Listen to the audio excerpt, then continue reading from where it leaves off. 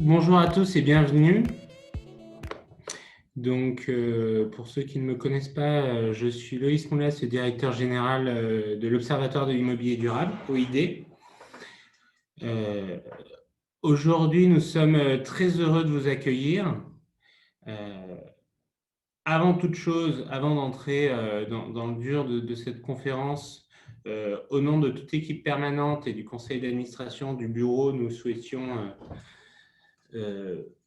vous souhaiter nos meilleurs voeux pour cette année 2021, parce que c'est la première fois qu'on se retrouve en 2021 face à un public élargi.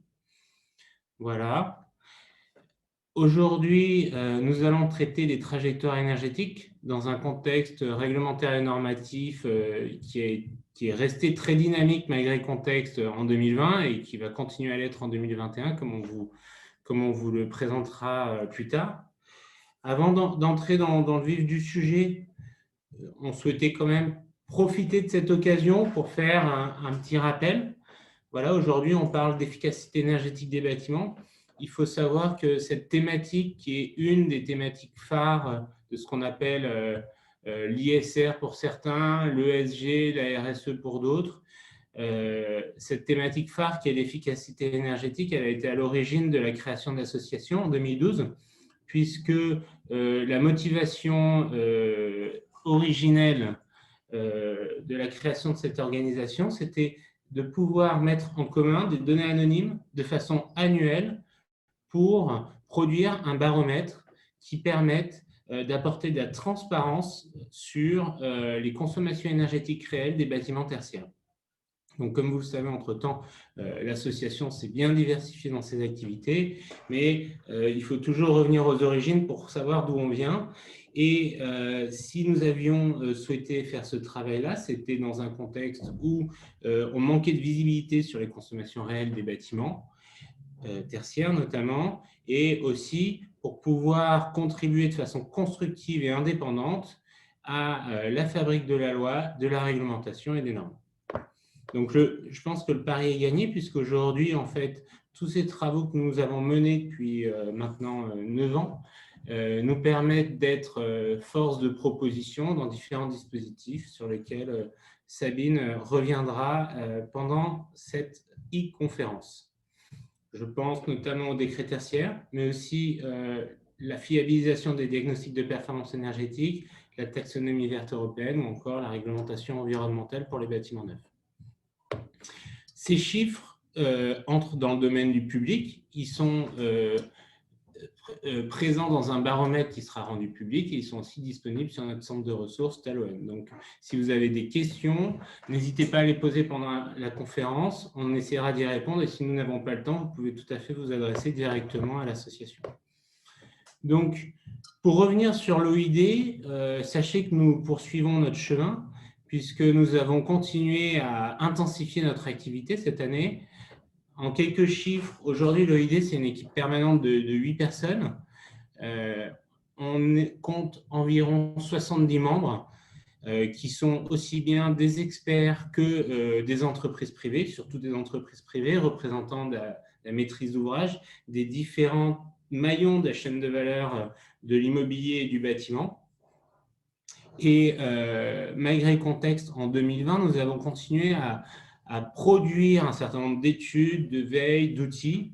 S'il fallait retenir quelques points saillants marquants, je pense notamment à l'outil Batadap, qui est un outil gratuit en ligne qui permet de mesurer les risques par rapport au changement climatique.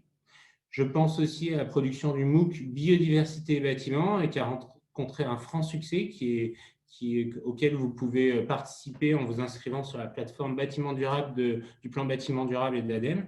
Mais nous avons aussi publié un certain nombre d'études comme une étude sur l'autoconsommation, une étude sur le low-tech et produit nos baromètres annuels, le baromètre de l'immobilier responsable en novembre 2020. Voilà. Donc, 2020, outre toute la production et les ressources que nous avons pu mettre à disposition, c'est aussi l'année qui acte notre statut d'association reconnue d'intérêt général.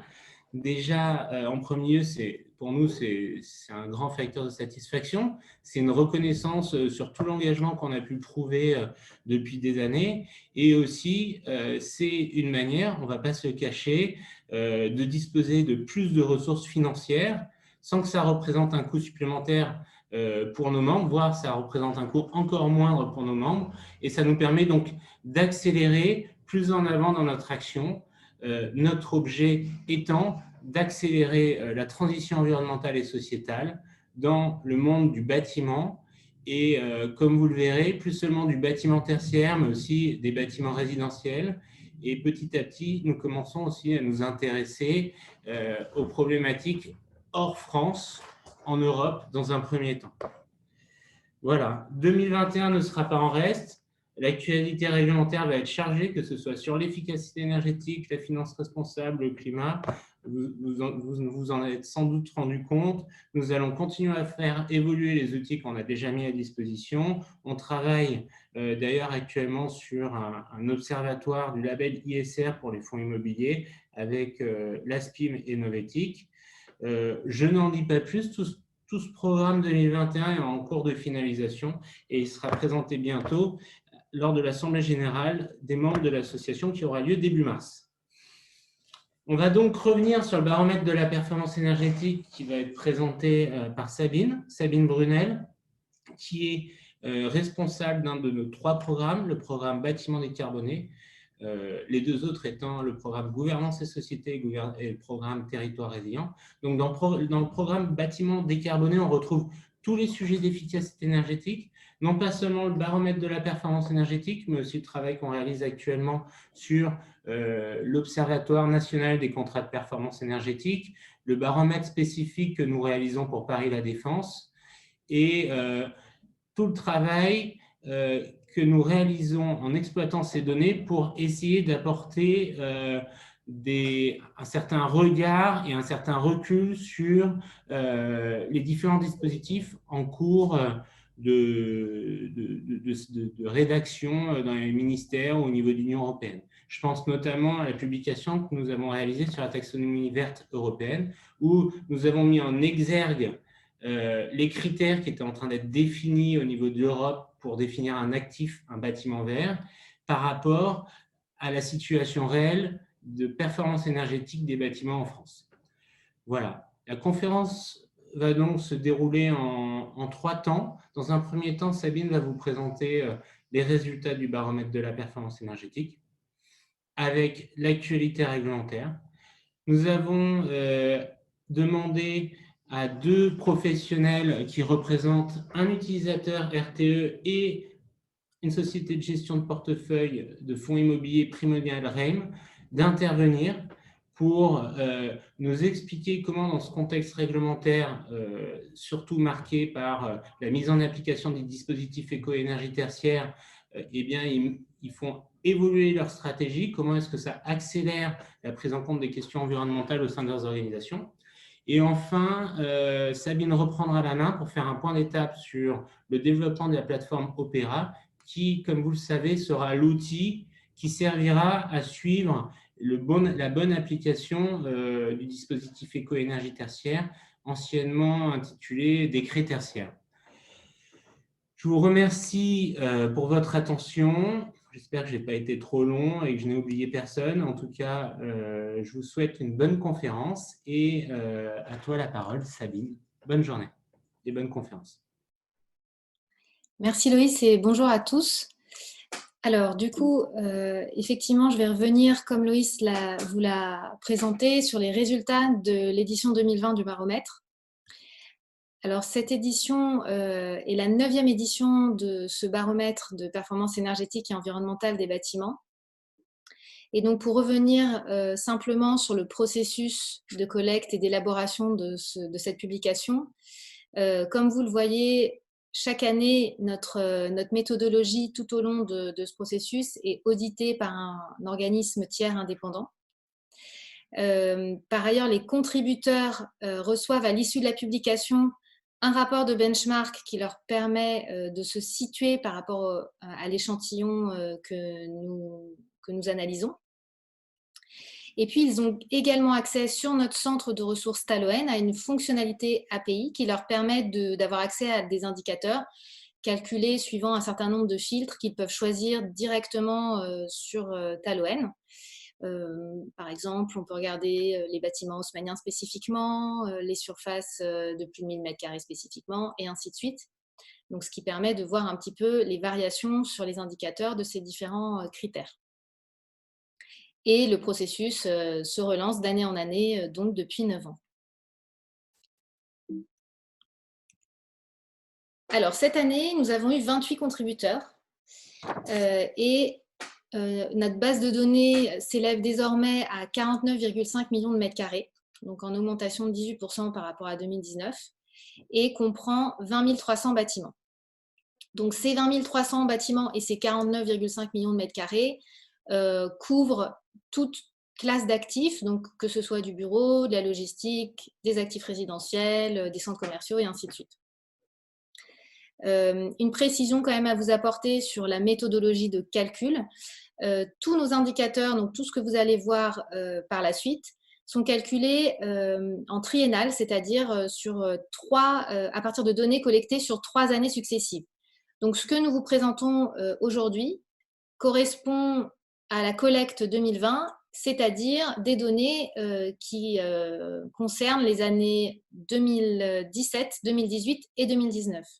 Donc, c'est important à garder ça à l'esprit parce que notamment, nous ne verrons pas sur les indicateurs que nous vous présentons un impact de la crise du Covid et de la situation sanitaire particulière de 2020. Alors, voici les indicateurs clés donc, sur l'énergie. Donc, sur l'énergie, nous calculons 2 indicateurs principaux qui sont d'une part la consommation en énergie primaire par mètre carré et d'autre part la consommation en énergie finale au mètre carré. Donc, tous ces indicateurs étant des indicateurs annuels, évidemment. Donc, ce qu'on peut voir, c'est que sur le bureau, on est pour 2020 à 168 kWh par mètre carré en énergie finale et que ça représente une baisse de 6% par rapport à l'année précédente. De la même façon, en résidentiel, l'indicateur en énergie finale ressort à 203 kWh par mètre carré, ce qui représente aussi une baisse d'à peu près 5% par rapport à l'année précédente. Alors, une précision sur les actifs résidentiels. Nous avons choisi de calculer les indicateurs pour les actifs résidentiels qui sont en chauffage collectif, c'est-à-dire reliés au gaz ou au réseau de chaleur urbain. La raison étant que nous voulions pouvoir comparer des usages comparables et donc ça nous permet d'avoir une vision d'ensemble des consommations sur ces actifs. Et ce qui veut dire aussi que quand on parle d'actifs résidentiels, on est sur du collectif et on n'est pas sur les typologies de maisons individuelles, par exemple. Voilà. Enfin, pour les centres commerciaux, la consommation en énergie finale ressort à 104 kWh par mètre carré. Il s'agit de la consommation qui exclut les consommations des parties privatives. Ça nous permettait de rester sur des consommations qui soient réelles, mesurées, et de ne pas intégrer des estimations de consommation, ce qui est l'esprit du baromètre depuis sa création.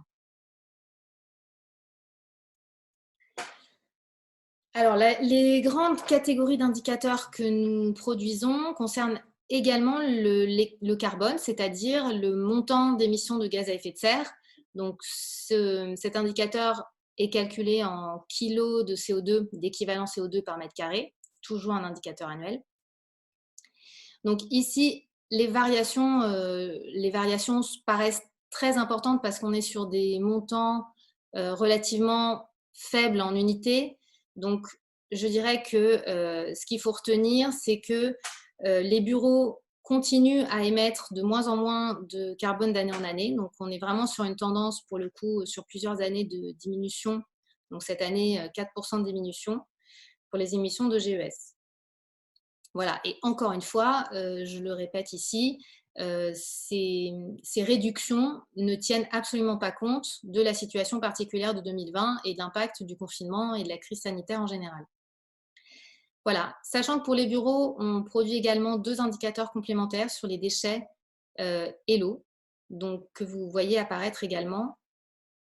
ici. Donc là, c'est pareil, on est sur des montants relativement faibles, donc on peut se dire qu'on est à peu près stable d'une année sur l'autre, ou en très légère hausse en tous les cas pour cette année, sur ces deux indicateurs. Alors maintenant, si on regarde plus spécifiquement et plus dans le détail ce qui se passe pour la classe d'actifs des bureaux. Alors, premier graphe, le graphe d'évolution des consommations en énergie finale par rapport à 2010. Donc, sur ce graphe, vous le voyez, on part d'une base 100 en 2010 et on regarde un petit peu les évolutions. On a tracé deux courbes. On a tracé la courbe réelle constatée en bleu et puis une courbe corrigée des effets du climat. Donc, du coup, ce qu'il faut voir, c'est que la correction climatique permet de retraiter les effets dus aux variations climatiques d'une année sur l'autre. C'est-à-dire que l'idée, c'est que si une consommation a baissé, une consommation de chauffage, par exemple, a baissé du fait d'un hiver particulièrement doux, ou au contraire a augmenté du fait d'un hiver particulièrement rigoureux, eh bien, ça nous permet de retraiter cette variation et de pouvoir avoir une idée de la tendance qui correspond, j'allais dire, aux efforts réellement fournis par les propriétaires et les utilisateurs dans leurs actifs de bureau. Donc, ce qu'on voit quand même ces dernières années, c'est que les deux courbes sont quand même quasi parallèles. En tout cas, cette année, elles le sont. Et donc, on est également sur une tendance de baisse nette depuis 2010, alors avec des petites variations ponctuelles, mais globalement, on voit quand même que la tendance est à la baisse. Alors maintenant, la grande question quand on voit ce graphe est de savoir si il sera possible d'atteindre notamment les objectifs posés d'ici 2030 pour le dispositif éco-énergie tertiaire. Et effectivement, ce qu'on constate, c'est que le rythme, même si la tendance est positive, reste quand même en deçà de ce qu'il faudrait pour être complètement raccord avec ces objectifs.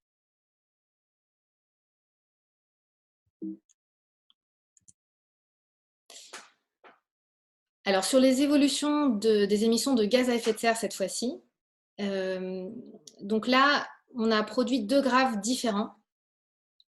Le premier graphe repart des données réelles, donc prend en compte notamment l'effet de verdissement des réseaux. Donc, pour revenir une seconde sur ce que c'est que ce verdissement des réseaux, il y a notamment eu une étude récente de l'amorce du CNCU et de l'ADEME qui faisait un état des lieux des réseaux de chaleur et de froid. Et en fait, le constat, c'est que la part de chaleur verte dans le mix énergétique des réseaux de chaleur, par exemple, a été multipliée par 2 depuis 10 ans. Donc, on sait que ces réseaux de chaleur mettent des investissements en place et font des efforts pour verdir leurs sources d'énergie. Donc, du coup, dans la baisse des émissions de gaz à effet de serre des bâtiments de bureaux que nous voyons là, il y a une composante qui correspond justement au verdissement de ces réseaux de chaleur. Et quand on observe cette diminution, on arrive à, en moyenne, 1,94% de baisse. Alors maintenant, l'exercice que nous avons fait, c'est de se dire si on retraite l'effet de verdissement des réseaux, qu'en est-il de la baisse, j'allais dire, intrinsèque ou individuelle des bâtiments en termes d'émissions de gaz à effet de serre? Donc là, vous le voyez, encore une fois, j'allais dire, les tendances sont quand même les mêmes, mais on ressort en moyenne annuelle à 1,80% de baisse. Voilà. Et quand on rapporte ces deux taux de baisse moyenne à ce qu'il faudrait avoir comme diminution pour être certain d'atteindre l'objectif de la SNBC, grosso modo, l'objectif de la SNBC, donc de la stratégie nationale bas carbone, qui est le texte qui définit les objectifs que chaque secteur doit entreprendre pour parvenir déjà à diminuer drastiquement ses émissions d'ici 2030 et surtout parvenir à atteindre la neutralité carbone en 2050. Donc, quand on regarde ces objectifs-là pour 2030, on se rend compte qu'il faudrait une diminution annuelle de 4,5%. Donc, encore une fois, même si les tendances sont positives, on est quand même loin du compte pour pouvoir atteindre sereinement les objectifs fixés. Voilà, et juste une petite remarque méthodologique pour vous expliquer comment on a construit ce graphe. Pour ne pas prendre en compte l'effet des réseaux, on a simplement pris les facteurs d'émission les plus récents applicables à l'année 2019 et on les a appliqués rétroactivement à l'ensemble des données des années précédentes.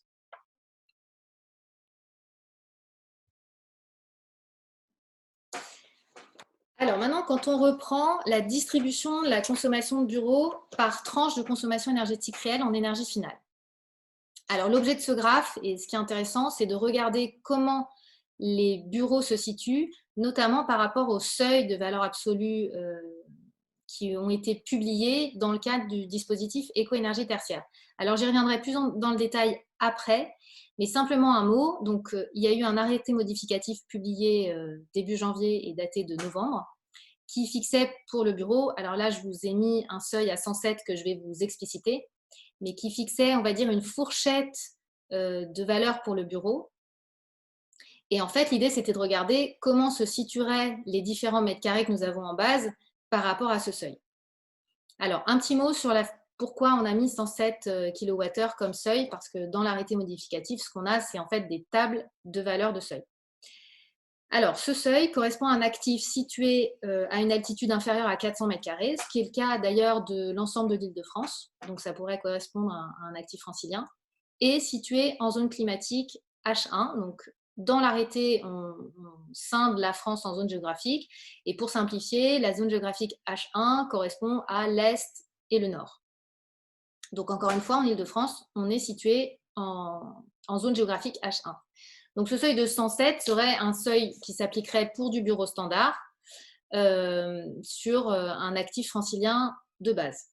Donc, c'est pour ça que c'est celui que nous avons choisi pour étalonner ce graphe et que c'est ce chiffre-là qu'on met en regard de ce graphe.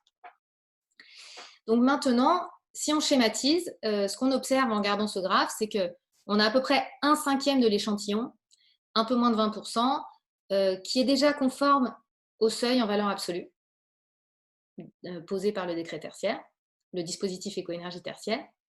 Ensuite, on a un tiers des biens qui se situent, on va dire, à moins de 40% de l'objectif de valeur absolue.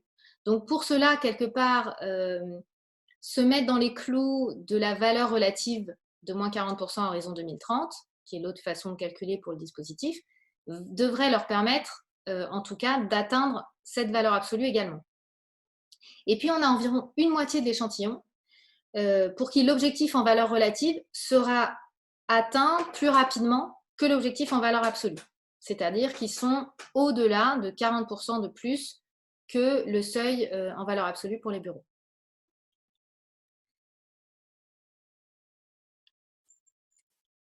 Voilà. Donc, du coup, maintenant, si on regarde les différentes consommations énergétiques en énergie finale, en fonction de certaines spécificités des bâtiments. Donc là, encore une fois, sur ce graphe, l'idée, c'était de regarder si certains caractères des bâtiments ont un impact sur leur consommation.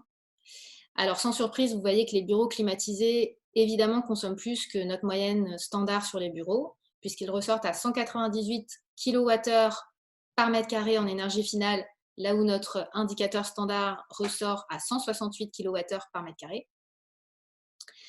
Donc on est à plus 18%, donc c'est quand même un écart significatif. Ensuite, ce qu'on observe cette année, pour la première fois, on a essayé d'avoir des données sur les contrats de performance énergétique. Et là-dessus, ce qu'on observe également, c'est que les immeubles qui sont identifiés comme ayant un CPE en place ressortent en tout cas légèrement inférieurs à l'indicateur standard et en tout cas significativement inférieurs, encore une fois, à un immeuble qui n'aurait pas de CPE.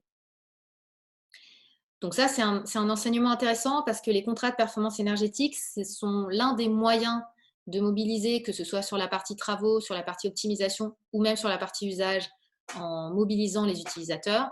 C'est un moyen intéressant à mettre en place, notamment dans le cadre des réglementations à venir et en particulier du dispositif éco-énergie tertiaire.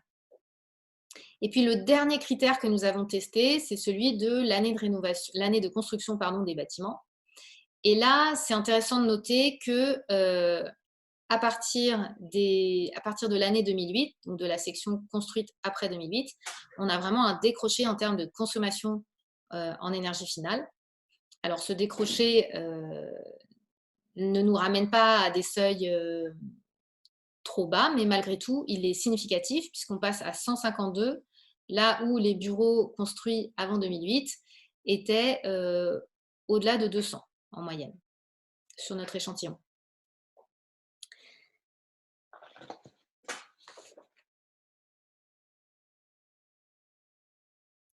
Voilà. Un autre point que nous avons regardé cette année sur les bureaux, c'est la proportion de contrats d'électricité verte signés en place et la production en énergie renouvelable, pareil, en place sur les installations. Alors, un petit rappel méthodologique, quand on parle de 2019, c'est toujours l'année d'édition du baromètre, puisque vous vous rappelez que toutes les données dont je vous parle sont prises en compte sur 3 années consécutives. Les années, pour cette année, les années 2017, 2018, 2019. Et donc en 2019, c'était les années 2016, 2017 et 2018. Donc ce qu'on note quand même de façon nette, c'est que à la fois sur les contrats contractualisés en électricité verte et à la fois sur les installations d'ENR mises en place sur les bâtiments, on est sur un doublement des proportions sur notre échantillon. Ce qui veut dire qu'il y a quand même une dynamique qui est quand même enclenchée sur ces thématiques. Ce qui veut dire quand même aussi qu'on reste loin d'une généralisation, puisque par exemple pour les ENR, on reste à 4% seulement de l'échantillon qui est concerné par des installations de production en énergie renouvelable. Mais c'est quand même un signal intéressant de la façon dont le secteur continue à investir sur ces dispositifs.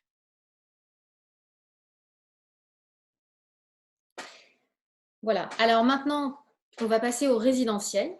Regarder un petit peu plus en détail quelques points de nos analyses sur les actifs résidentiels. Alors, une petite remarque encore sur le périmètre avant de commencer. Il se trouve que dans notre échantillon, la prédominance reste des actifs d'Île-de-France, puisqu'on a plus de 95% de notre échantillon qui est constitué d'actifs en Île-de-France. Alors certainement aussi parce que on reste concentré sur les actifs collectifs. Alors, si on reprend la distribution des consommations énergétiques des actifs résidentiels, donc là, on a pris une distribution en énergie finale. Je vais vous expliquer pourquoi. On regarde cette distribution et en regard, je vous ai mis un seuil à 450 kWh d'énergie finale par mètre carré. Pourquoi? Parce que mi-janvier, il y a eu un décret qui postule que à partir de 2023, tous les logements proposés à la location devront présenter une consommation énergétique inférieure à 450 kWh par mètre carré en énergie finale. Donc c'est un nouveau seuil qui est vraiment public depuis 2 semaines. Pourquoi c'est intéressant? Parce que 2023, ça laisse 2 ans aux acteurs pour se mettre en conformité. Et en fait, on a vraiment l'impression à la lecture de ce graphe que le législateur a voulu poser un plafond pour le principe, mais qu'en réalité, la quasi-totalité de l'échantillon, en tout cas c'est le cas sur les données que nous collectons à l'OID, mais que la quasi-totalité de l'échantillon est d'ores et déjà en conformité avec ce nouveau seuil. Donc c'est comme un entraînement, j'allais dire, pour que les quelques actifs qui seront concernés, qui seront vraiment au-delà de 450 kWh en énergie finale, donc c'est vrai que ce seuil est très très élevé, puissent, j'allais dire, s'entraîner à mener les actions nécessaires. Voilà, mais l'essentiel de l'échantillon est d'ores et déjà conforme. Donc ce seuil-là devrait être relativement simple à mettre en œuvre pour les logements. Alors effectivement, c'est sur les logements, ce seuil-là, il est exprimé en énergie finale, mais en général, les raisonnements se font en énergie primaire. Et du coup, on vous a mis également une distribution des consommations énergétiques des actifs résidentiels en énergie primaire. Donc cette fois-ci, la valeur que nous vous avons mis en face, c'est le seuil de 330 kWh par mètre carré en énergie primaire. Et il vient de la loi énergie-climat, qui a été votée en novembre 2019. Et ce seuil devra s'appliquer aux logements à partir de 2028, c'est-à-dire qu'au-delà de 330 kWh par mètre carré en énergie primaire, les logements seront considérés comme à consommation excessive et donc, à terme, devront être sortis du marché. Alors là, c'est beaucoup plus, vous le voyez, c'est beaucoup moins simple en termes de répartition. Parce que ce qui se passe, c'est qu'on a à peu près, j'allais dire, 70% de l'échantillon qui respectent déjà le seuil, c'est-à-dire tous ceux qui sont en dessous de 300, pour faire simple, sont déjà en respect du seuil de façon pérenne, j'allais dire. Ensuite, on en a 18%, donc un petit cinquième, encore une fois, qui est au-delà du seuil de 350. Et pour cela, il va falloir prévoir des actions de réduction de leur consommation. Donc là-dessus, il y aura un travail à mener pour ces biens. Et puis, on a 13% qui sont, j'allais dire, dans la limite, ceux qui sont placés entre 300 et 350, et pour lesquels on peut imaginer que selon les évolutions climatiques d'une année sur l'autre, il puisse y avoir des années où on soit en dessous, des années où on soit au-dessus, et où là, il y aura probablement une optimisation à mettre en œuvre pour que les consommations puissent être modérées suffisamment pour être en sécurité en dessous du seuil prévu. Voilà, donc en tout cas, on va dire que pour 2023, le seuil en énergie finale sera simple à atteindre, et pour 2028, il va falloir mener un travail un petit peu plus poussé pour mettre l'ensemble des actifs en conformité par rapport au seuil.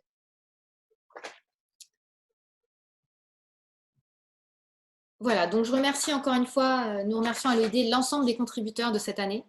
Donc nous avons 28 contributeurs cette année, ce qui est une hausse par rapport aux contributions de l'année dernière. Pour rappel, il est possible de contribuer à ce travail sur le baromètre, que l'on soit membre ou non de l'OID. Il suffit de nous contacter et de s'intégrer au processus de collecte. Et également, à la suite de cette contribution, un rapport de benchmark sera transmis à chaque contributeur. Voilà pour les principaux enseignements des résultats du baromètre 2020. Et du coup, nous passons à la partie sur les actualités réglementaires. Alors, Loïs les a... Alors, est-ce que peut-être on prend des questions maintenant sur cette partie? Je ne sais pas s'il y a des questions, mais... Je pense qu'on peut répondre à quelques questions sur cette partie, oui, Sabine, avant de passer à la suivante. Je voulais juste ajouter un petit point, tu l'as déjà dit, mais là, on a présenté les indicateurs sur les bureaux et le résidentiel en particulier, mais ces indicateurs sont aussi calculés pour d'autres classes d'actifs et sont présentés dans le baromètre. D'une part, comme je l'ai déjà dit en introduction, et d'ailleurs certains des participants l'ont demandé, si on pouvait avoir des distinctions dans les évolutions des trajectoires en fonction des typologies d'actifs de bureau, qui soient situés en province ou à Paris. Effectivement, c'est quelque chose qui peut être produit à partir de la base de données, et ce serait intéressant de voir s'il y a des variations de trajectoire significativement différentes d'un actif de bureau à un autre. Avant de répondre aux questions, je voulais juste quand même mettre un bémol sur l'analyse de l'OID. Nous travaillons sur des consommations énergétiques réelles, et actuellement, les textes réglementaires sont en train, sur le diagnostic de performance énergétique, de travailler sur des consommations calculées. Donc, la courbe de répartition sur l'échelle de DPE pourrait être différente entre une consommation énergétique réelle d'une consommation énergétique calculée, le calcul reposant sur les caractéristiques intrinsèques du bâtiment. La différence vient essentiellement de la variation d'utilisation d'un bâtiment à un autre, de la manière dont il soit bien ou mal exploité. Donc, ce qu'on vient de vous présenter permet d'afficher une tendance qui devrait être confirmée par les consommations calculées issues des textes réglementaires que Sabine va vous présenter après. Voilà pour mes petits ajouts à ta présentation, Sabine. Après, on avait quelques questions. Une question notamment sur le calcul des indicateurs OID, le fait qu'ils soient réalisés sur 3 ans. Et est-ce que tu peux expliquer la raison? J'en ai déjà donné des réponses, mais… L'objectif, enfin, la raison pour laquelle les indicateurs sont calculés sur 3 ans, c'est de pouvoir avoir comment dire, une tendance de fond qui se dégage et de ne pas être tributaire justement d'une année particulière. D'ailleurs, cette question-là va se poser l'an prochain quand il va falloir intégrer des données sur l'année 2020. Mais par exemple, ça permet de lisser. Donc c'est vrai que ça écrase fatalement les évolutions, mais en même temps, ça permet de donner des tendances qui soient plus fiables dans la durée. Il y avait une question aussi, une incompréhension.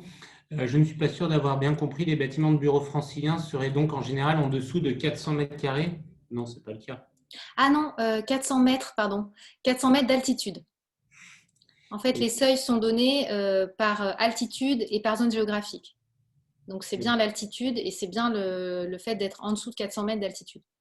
C'est-à-dire que le seuil en valeur absolue du décret tertiaire à 107, il se base sur une altitude, sur un bâtiment situé à une altitude inférieure à 400 mètres. Exactement. Voilà.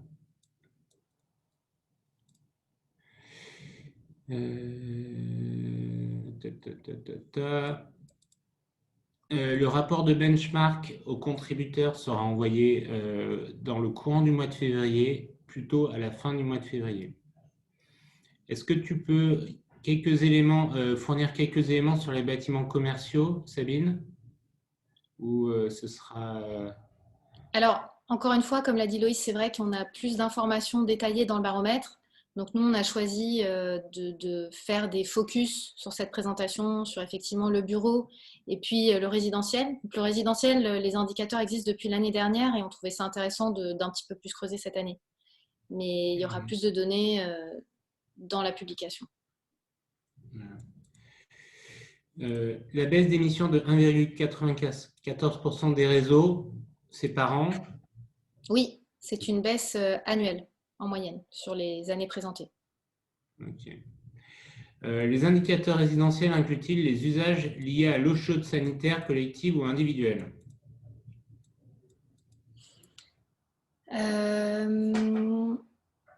L'eau chaude sanitaire collective, oui. Individuelle, oui. Non. Exactement. Je ne comprends pas la valeur de 107 car pour H1 et inférieur à 400 mètres, je vois plutôt une valeur autour de 50 à 60. Ah oui, alors là-dessus, on peut préciser par la suite. Mais en fait, c'est vrai que le seuil en fait, comprend deux composantes, une composante CVC et une composante use. Et en fait, le 107, c'est la somme des deux. Donc, c'est 57 plus 50. C'est vraiment le seuil complet. Mais ça je pense que j'y reviendrai après. Ouais. Je vois des questions un peu techniques. Moi, je vous propose de les prendre et d'y répondre a posteriori dans le même temps que nous mettrons à disposition cette présentation. Je retiens quand même que pour les utilisateurs et propriétaires de commerce, on fera sans doute peut-être un petit webinaire spécifique pour pouvoir présenter ces données-là, sachant qu'aujourd'hui, on avait vraiment voulu se focaliser sur le résidentiel et le bureau, d'autant plus que l'arrêté modificatif qui spécifie les valeurs seuil n'est sorti que pour les bureaux aujourd'hui. Donc, je vois qu'il y a plein de questions qui continuent à arriver, mais je vais laisser Sabine continuer pour ne pas prendre du retard sur la suite et on essaiera de les traiter. Ok, donc effectivement, maintenant, on va un petit peu préciser un certain nombre de points sur les actualités réglementaires, donc des textes qui ont déjà été évoqués par Loïs, comme les textes majeurs de 2021 sur ces questions d'efficacité énergétique. Alors, déjà une information, on a produit une infographie donc, qui est en ligne depuis vendredi dernier sur l'évolution de la réglementation sur les enjeux énergie-carbone depuis, on va dire, depuis la fin du XXe siècle, mais essentiellement le début des années 2000. Et du coup, cette infographie reprend les principaux jalons réglementaires depuis le début des années 2000. Donc, en gros, on a vraiment remis les lois Grenelle, la loi Elan, la loi énergie-climat, donc toutes les grandes lois qui posent un peu le cadre pour les textes qui s'appliquent au secteur du bâtiment. Et puis également la stratégie nationale bas carbone, qui est donc la feuille de route de la France pour atteindre la neutralité carbone en 2050. et la programmation pluriannuelle de l'énergie, qui est le document qui permet de se projeter sur le mix énergétique à venir du pays. Donc là, c'est des éléments que vous retrouverez dans cette infographie. Et puis également les textes qui sont plus spécifiques au secteur du bâtiment, donc notamment le dispositif éco-énergie tertiaire, l'ARE 2020, donc on va dire la préfiguration de l'ARE 2020, puisque vous savez qu'on attend toujours l'apparition du texte, ainsi que des précisions sur le label d'État qui va l'accompagner. Et puis les évolutions du DPE. Donc tout ça, c'est des informations et on va dire une chronologie que vous retrouverez dans cette infographie, qui est téléchargeable et accessible à tous. Donc ça, c'était le premier point réglementaire, on va dire général. Et alors maintenant, si on rentre plus dans le dispositif éco-énergie tertiaire, qui est le premier grand texte qu'on attend, enfin, dont on attend encore la fin des parutions pour 2021. Donc je vous fais un rappel extrêmement rapide parce que je pense que vous connaissez maintenant ces objectifs, mais l'objectif de ce dispositif, c'est de diminuer la consommation énergétique en énergie finale des bâtiments à usage tertiaire de plus de 1000 m², donc de 40% en 2030 minimum, 50% en 2040, 60% en 2050. Donc ça, c'est la première façon de voir l'objectif. Ou bien une diminution qui permette d'atteindre des valeurs seuils qui sont définies pour chaque catégorie d'actifs. Donc ce sont ces valeurs seuils qu'on vient d'évoquer à l'instant. Donc pour les bureaux, où je vous disais, elles s'échelonnent suivant l'altitude, également la zone géographique. Et évidemment, la classe d'actifs, c'est-à-dire que ce n'est pas le même seuil qui va s'appliquer pour le bureau, pour la logistique, pour l'enseignement, et ainsi de suite. Pour le calcul de la diminution relative, donc les 40, 50 et 60%, il faut fixer une année de référence qui doit être choisie entre 2010 et 2019. Et un point important, c'est qu'il suffit de respecter l'une ou l'autre de ces diminutions pour être conforme au dispositif. Il suffit de respecter l'une ou l'autre, mais on n'a pas à choisir puisque les calculs seront faits automatiquement et que en fait on saura si on coche l'une de ces cases, l'autre de ces cases ou bien les deux cases.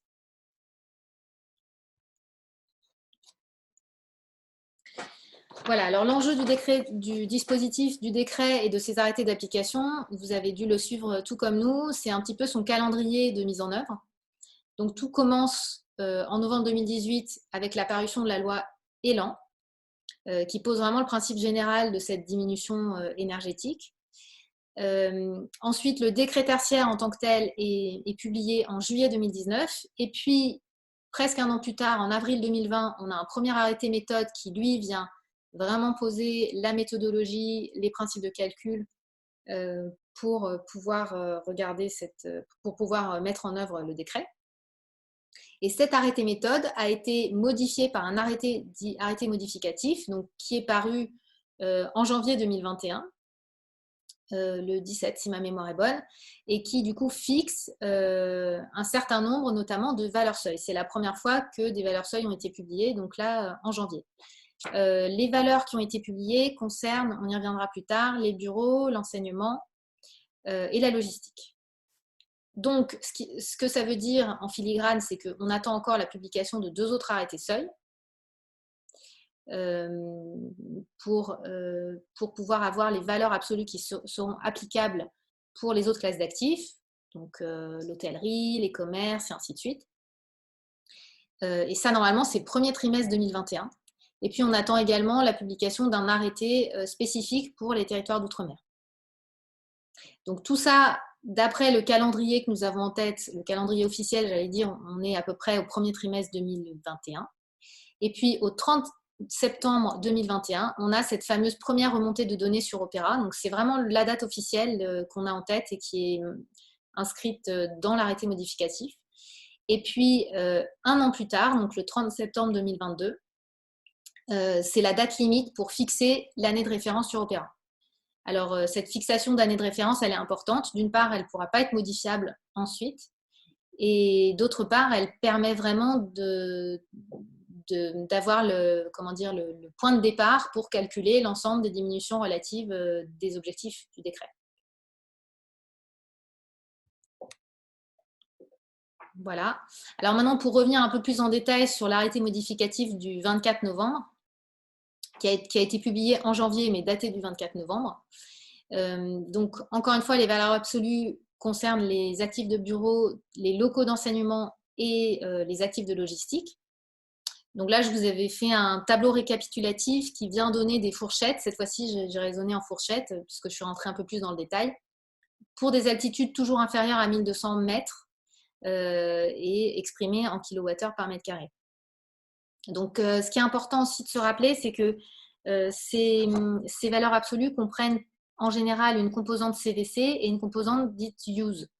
Donc, en fait, c'est en sommant les deux composantes qu'on peut avoir le seuil total, donc le seuil applicable.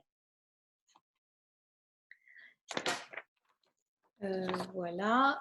Et donc, on en a déjà parlé parce qu'il y a eu des questions à ce sujet, mais effectivement, l'altitude et la zone géographique. Donc là, vous voyez la carte qui vient vous donner les 3 principales zones géographiques, sachant que dans cet arrêté, ces zones géographiques sont elles-mêmes divisées en sous-zones encore plus précises. Voilà. Un autre élément important de cet arrêté modificatif, c'est le traitement de l'année 2020. Donc, l'année 2020 est une année atypique sur le plan de la consommation énergétique. Il y a eu vraiment beaucoup d'effets, notamment du confinement.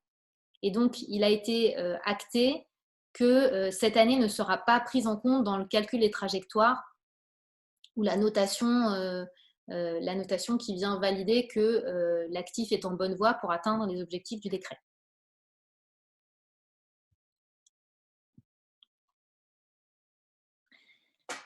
Un point sur les modulations des objectifs. Donc, les textes prévoient une possibilité de modulation des objectifs. Cette modulation, elle est vraiment restreinte à des cas très particuliers. Donc, d'une part, des contraintes vraiment techniques ou architecturales.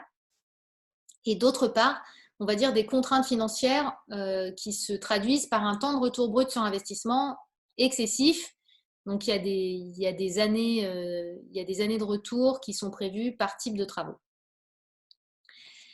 Ensuite, ces demandes, elles doivent être étayées par un dossier technique, donc, dont les détails d'ailleurs, dont les contours sont vraiment détaillés dans l'arrêté modificatif également. Et enfin, elles doivent être reportées au plus tard, donc les textes disent 5 ans après la première remontée de données pour la période. Donc, pour la période 2020-2030, la première remontée de données est attendue pour le 30 septembre 2021. Donc, les demandes de modulation doivent être déposées pour au plus tard le 30 septembre 2026. Voilà, et puis un petit point sur les modulations qui sont d'autres types de modulations si vous voulez. Des modulations sont calculées automatiquement à partir d'indicateurs d'intensité d'usage qui sont applicables pour chaque typologie d'actifs. Donc, par exemple, pour les bureaux, on aura les horaires d'ouverture, j'allais dire la densité au mètre carré. Ce genre d'indicateur permettra de moduler aussi légèrement les objectifs attendus. Mais là, dans le cas de ces modulations-là, on sera sur un calcul automatique et il ne sera pas nécessaire de préparer et présenter un dossier technique.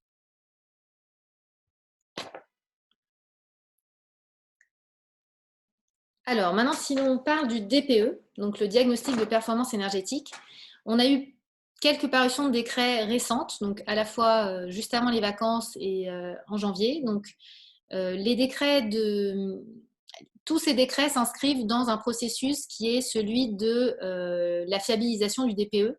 Et la fiabilisation du DPE est d'autant plus cruciale à mener que le DPE va devenir opposable au 1er juillet 2021. C'est-à-dire qu'il était informatif, il donnait une idée de la façon dont le bien se situait en termes de consommation. Il est censé devenir opposable d'ici moins de 6 mois. Donc pour ça, il faut être certain que les calculs soient fiabilisés afin que en fait, le marché puisse se sentir en sécurité dans les informations qui sont transmises dans les échanges.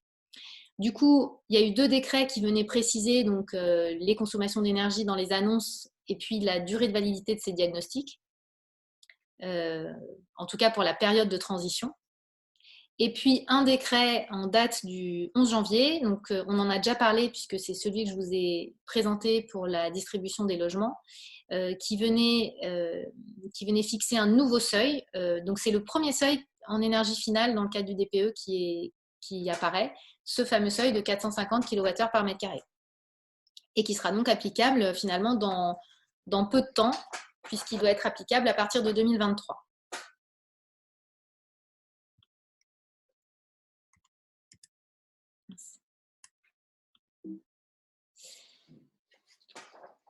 Et enfin, un texte dont on voulait vous parler également, c'est la taxonomie verte européenne. Alors, la taxonomie verte européenne, c'est un texte initié par l'Union européenne qui s'inscrit dans un référentiel plus large qui doit permettre de classer les activités économiques en fonction de leur caractère durable ou non. Et pour ça, on s'appuie sur 6 enjeux, parmi lesquels les enjeux d'atténuation et d'adaptation notamment. Alors, pour en revenir plus spécifiquement au secteur du bâtiment, donc en l'occurrence acquisition et gestion de biens immobiliers, on est d'après les derniers rapports d'experts sur un DPEA qui sera requis pour considérer qu'un bâtiment soit durable. Donc, pour information, on vous a mis l'ancien critère qui était proposé dans la version précédente du rapport d'experts, qui proposait de prendre le seuil du top 15% en consommation énergie primaire du marché local. Et là, on avait fait l'exercice de regarder ce qui ressortait comme seuil d'après nos échantillons, et on avait à peu près 247 kWh par mètre carré pour du bureau. Là, le seuil du DPEA, on vous a remis une petite distribution en énergie primaire, cette fois de la consommation énergétique des bureaux. Et on voit bien que le DPEA, donc à peu près en dessous de 50 kWh, on n'a quasi pas d'actifs concernés.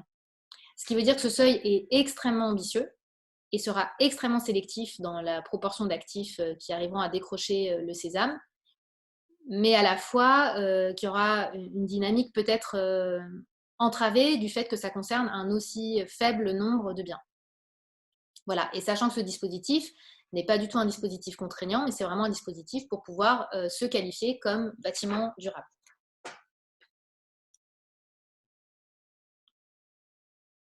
Voilà, donc rapidement, et je vais passer la parole tout de suite à Anne-Sophie Lafont de RTE et Guillaume Régère de Primonial. Mais rapidement, l'ensemble de ce qui vous a été présenté ici et les publications sous-jacentes seront disponibles sur notre centre de ressources Taloen. Et donc, vous aurez également les liens pour consulter à la fois l'infographie, le résumé exécutif de la publication, ainsi que le baromètre complet. Voilà. Et donc, pour les retours d'expérience, nous sommes très heureux d'accueillir Madame Anne-Sophie Lafont, qui est coordinateur environnement à la DIL chez RTE. Du côté de l'utilisateur, c'est l'une des spécificités de ce dispositif éco-énergie tertiaire, c'est vraiment d'engager les utilisateurs aux côtés des investisseurs dans cette dynamique. Et donc, Madame Lafont vous présentera la démarche menée chez RTE. D'accord. Ok, alors je vais vous présenter peut-être très rapidement RTE. Donc, c'est un gestionnaire du réseau de transport d'électricité français, un GRT, qui travaille, qui fournit de l'électricité en France et en Europe. Il y a à peu près 8000 salariés, un peu plus de 8000 salariés, et du coup répartis sur toute la France. Et voilà pourquoi il y a une direction de l'immobilier et de la logistique, DIL, qui est assez importante puisqu'elle couvre 4 missions. La gestion des projets immobiliers, travaux neufs, réhabilitation lourde. On a aussi un parc résidentiel, 900, un peu moins de 1000 logements. On gère ce qu'on appelle l'environnement de travail SIO, service immobilier à l'occupant. Donc, aussi bien la maintenance, exploitation des bâtiments, mais aussi tout ce qui est service, machine à café, imprimante, etc. Et enfin, on a une mission de gestion des actifs immobiliers, baux, cession, acquisition, recherche de sites, puisque nous sommes et locataires et propriétaires. Donc, je vous ai mis un petit résumé en dessous. On a à peu près 650 000 m² de surface tertiaire, 7 millions de mètres carrés de foncier, un peu moins de 1000 logements. Ce sont ce qu'on appelle chez nous des logements d'astreinte, c'est-à-dire réservés à une population qui doit habiter à proximité des postes électriques en cas de réparation et de travaux urgents à faire dessus. Nous sommes à peu près 80 et je vous ai mis les budgets en OPEX et en CAPEX. Il faut savoir que RTE a une mission de service public Et donc, ces revenus viennent d'une taxe que vous payez sur votre facture d'électricité qui s'appelle le TURP. Et donc, on a un budget contraint sur 5 ans. Voilà, je voulais indiquer. On va peut-être passer au slide suivant.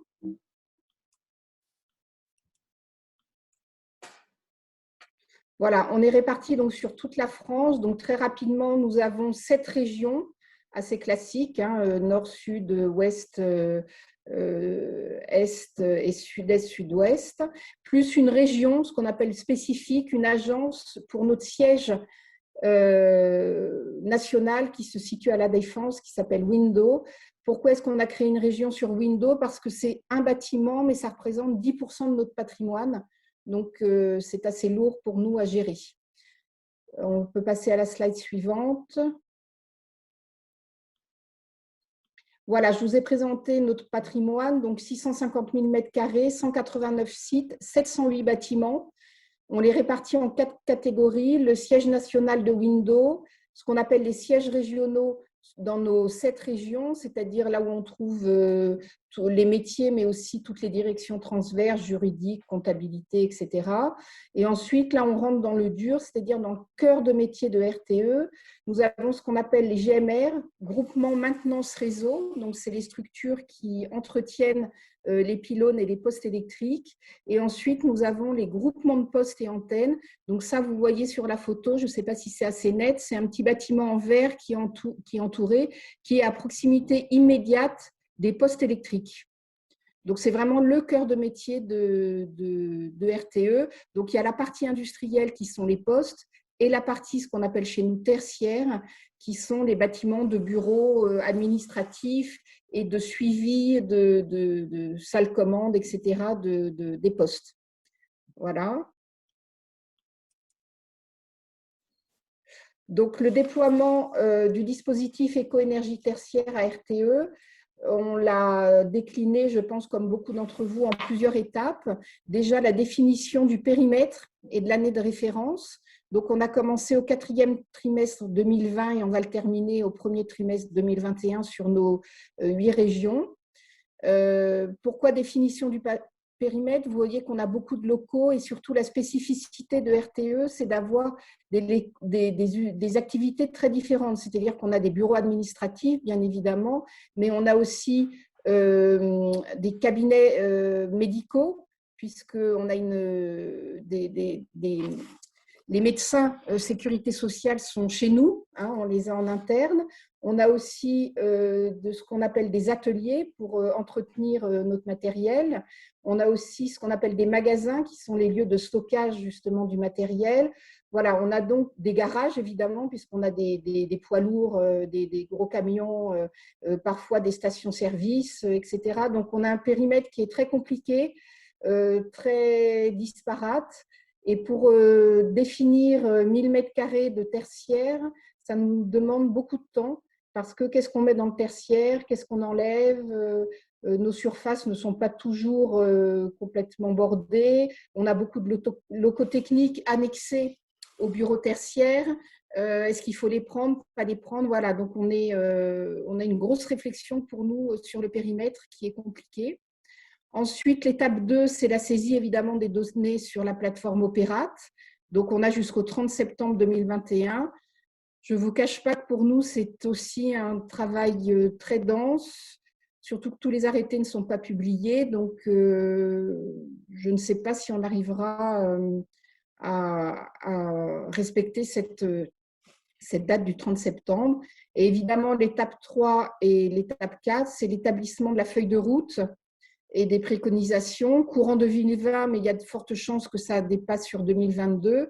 Il faudra certainement faire des audits énergétiques. On en a assez peu, notamment sur ce qu'on appelle les catégories 3 et 4, c'est-à-dire les GMR et les groupements de postes. Et puis aussi mettre des systèmes de mesure, car sur ces catégories 3 et 4, nous avons un seul compteur pour l'ensemble du site, dont je vous ai dit, il y avait beaucoup d'activités, garages, ateliers, magasins, bureaux administratifs, etc. Donc, on aura très certainement besoin de mettre des systèmes de mesure pour pouvoir sectoriser et identifier nos consommations d'énergie. Et donc, l'étape 4, application de la feuille de route, on se donne un premier palier hein, qui est 2030, mais évidemment avec une vision 2050. On peut passer à la slide suivante, s'il vous plaît. Donc, aujourd'hui, en février 2021, on a défini déjà le périmètre de 5 régions sur 8. L'année de référence et la collecte des factures est en cours sur ces régions et on lance une consultation sur des audits énergétiques sur la catégorie 3 qui est en cours.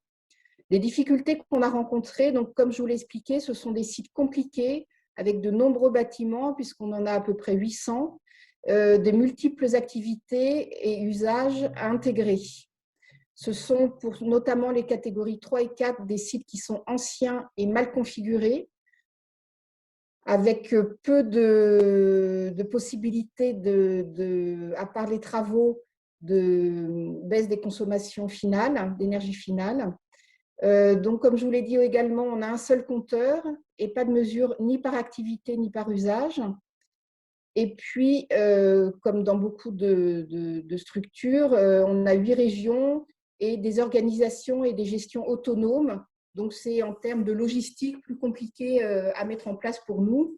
Et il y a évidemment le comportement des occupants sur lequel il va falloir travailler et qui, je pense, est essentiel et où il nous faudra, on n'en parle pas beaucoup, mais un appui de la direction générale sur cet aspect-là, parce que déjà, en termes de comportement, il faudra qu'ils soient les premiers à mettre en place des nouveaux usages et de nouvelles façons de travailler, mais également le porter au niveau des régions et des métiers.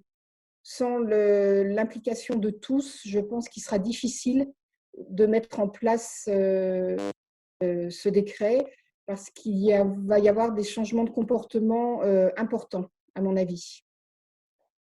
Voilà.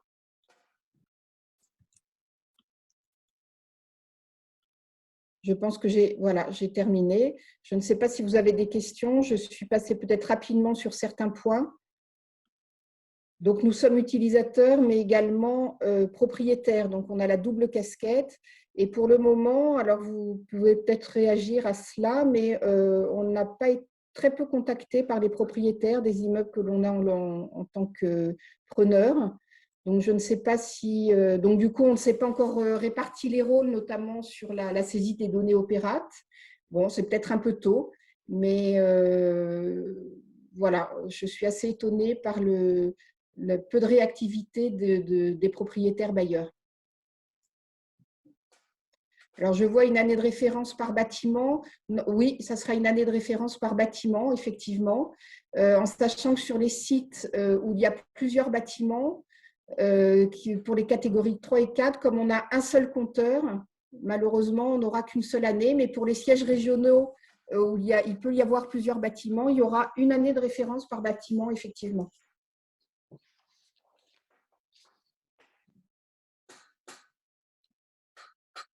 Je ne sais pas si vous avez d'autres questions, c'est la seule que j'ai vue passer.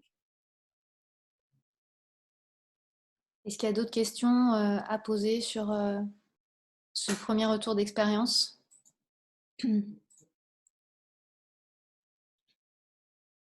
En tout cas, c'est un sujet très lourd chez nous, voilà, où nous sommes en plus contraints, comme je vous l'ai dit, puisque nos revenus viennent d'une taxe. Donc, nous sommes contraints en termes de budget. Donc, pour nous, ça va être c'est un sujet assez compliqué, avec des immeubles disparates sur toute la France. Et nous sommes accompagnés pour cette mission par Saint-Théo, qui nous aide, j'ai vu qu'il faisait aussi partie de l'OID, qui nous aide pour mettre en place ce décret. D'accord. Ce qui est intéressant… Comment allez-vous collecter les données? Oui. Pardon, allez-y. Non, parce que je voyais une question, comment allez-vous collecter les données? Alors, est-ce que c'est les données pour Opérate ou est-ce que c'est les données… c'est un sujet, on est en train c'est un sujet notamment de qui fait quoi, surtout. Oui, pour Opérate, on est en train de concaténer nos données. J'ai créé un SharePoint interne sur lequel chaque région va mettre ses données, ses informations et parfois ses documents pour tout l'aspect technique.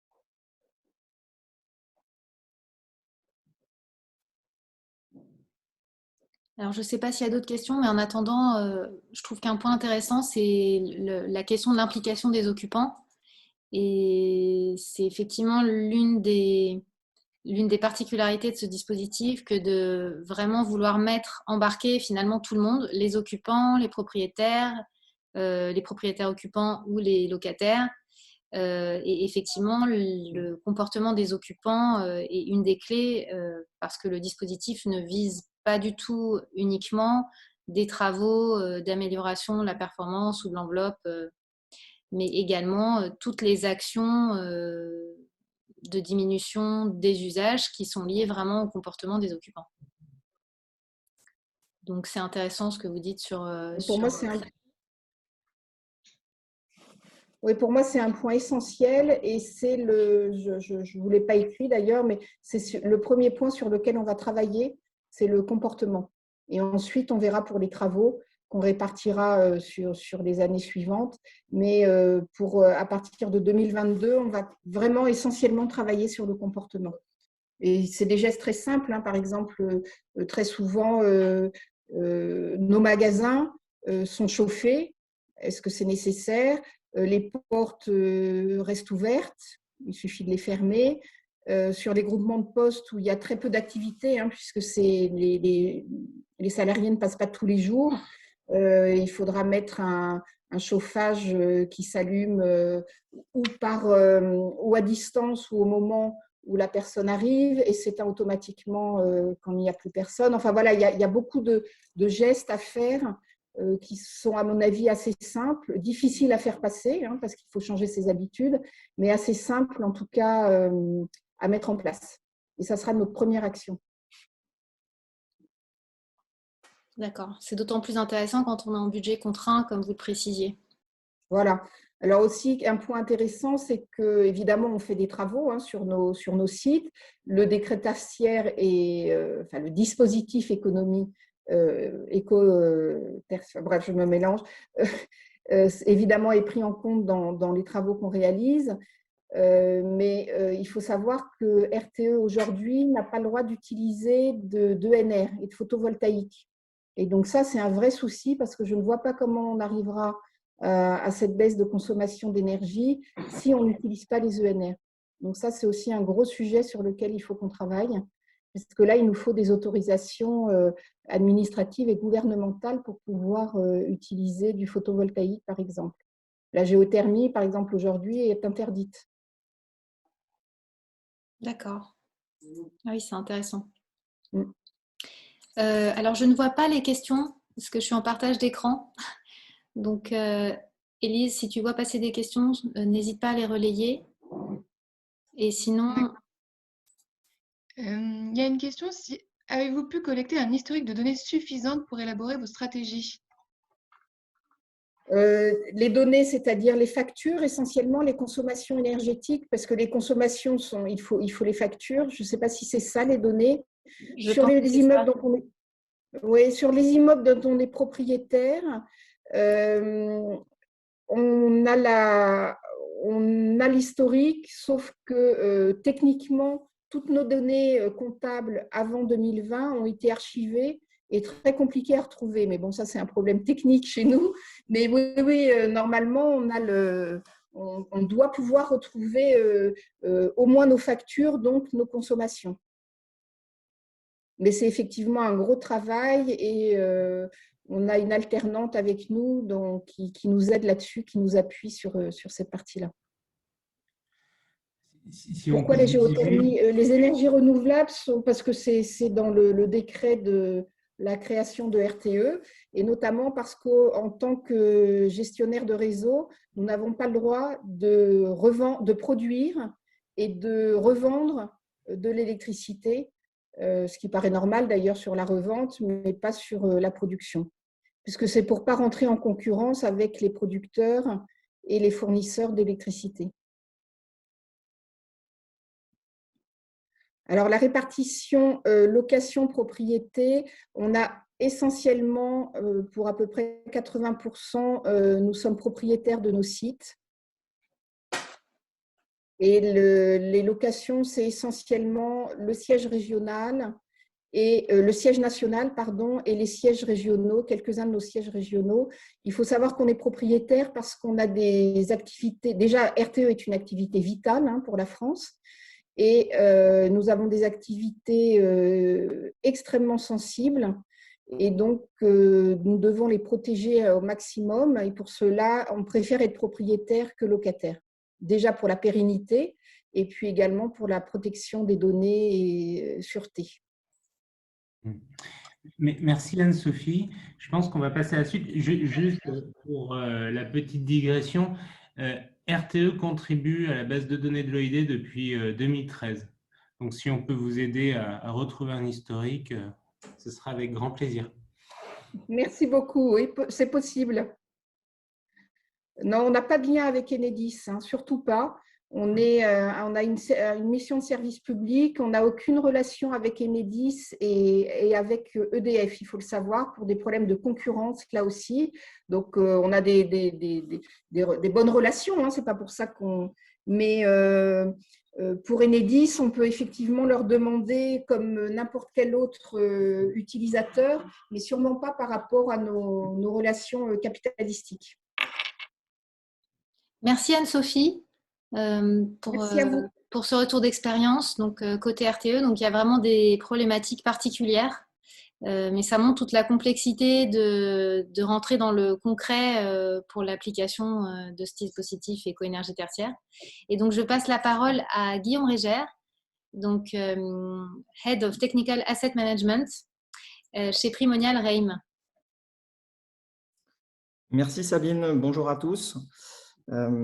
Écoutez, je vais essayer de vous dire un petit peu de la même manière que Madame Lafont vient de le faire, comment ça se passe, comment on vit le dispositif économie éco-énergie tertiaire chez Prem. Alors, dans la présentation, je me suis plutôt focalisé sur des points qui peut-être enfonceront certaines portes ouvertes, mais l'idée, je pense, c'était de traduire de manière assez pragmatique, opérationnelle, comment une équipe d'asset management d'une société de gestion pouvait encadrer ce projet, parce que c'est vraiment, comme l'a dit Madame Lafont, un projet qui est à la fois complexe, parce que très technique, qui met en œuvre beaucoup de matières grises chez nous et à beaucoup de niveaux. Ce n'est pas seulement l'asset management, mais c'est nos property managers, tous nos partenaires, bureaux d'études techniques qui nous accompagnent dans la démarche.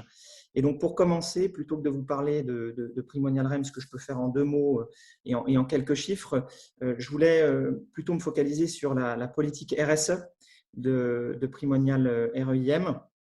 Alors, ce que je peux vous dire à ce titre, de manière générale, sur quelques chiffres, aujourd'hui, Primonial Reim, c'est une filiale du groupe Primonial. On est à peu près 200 employés.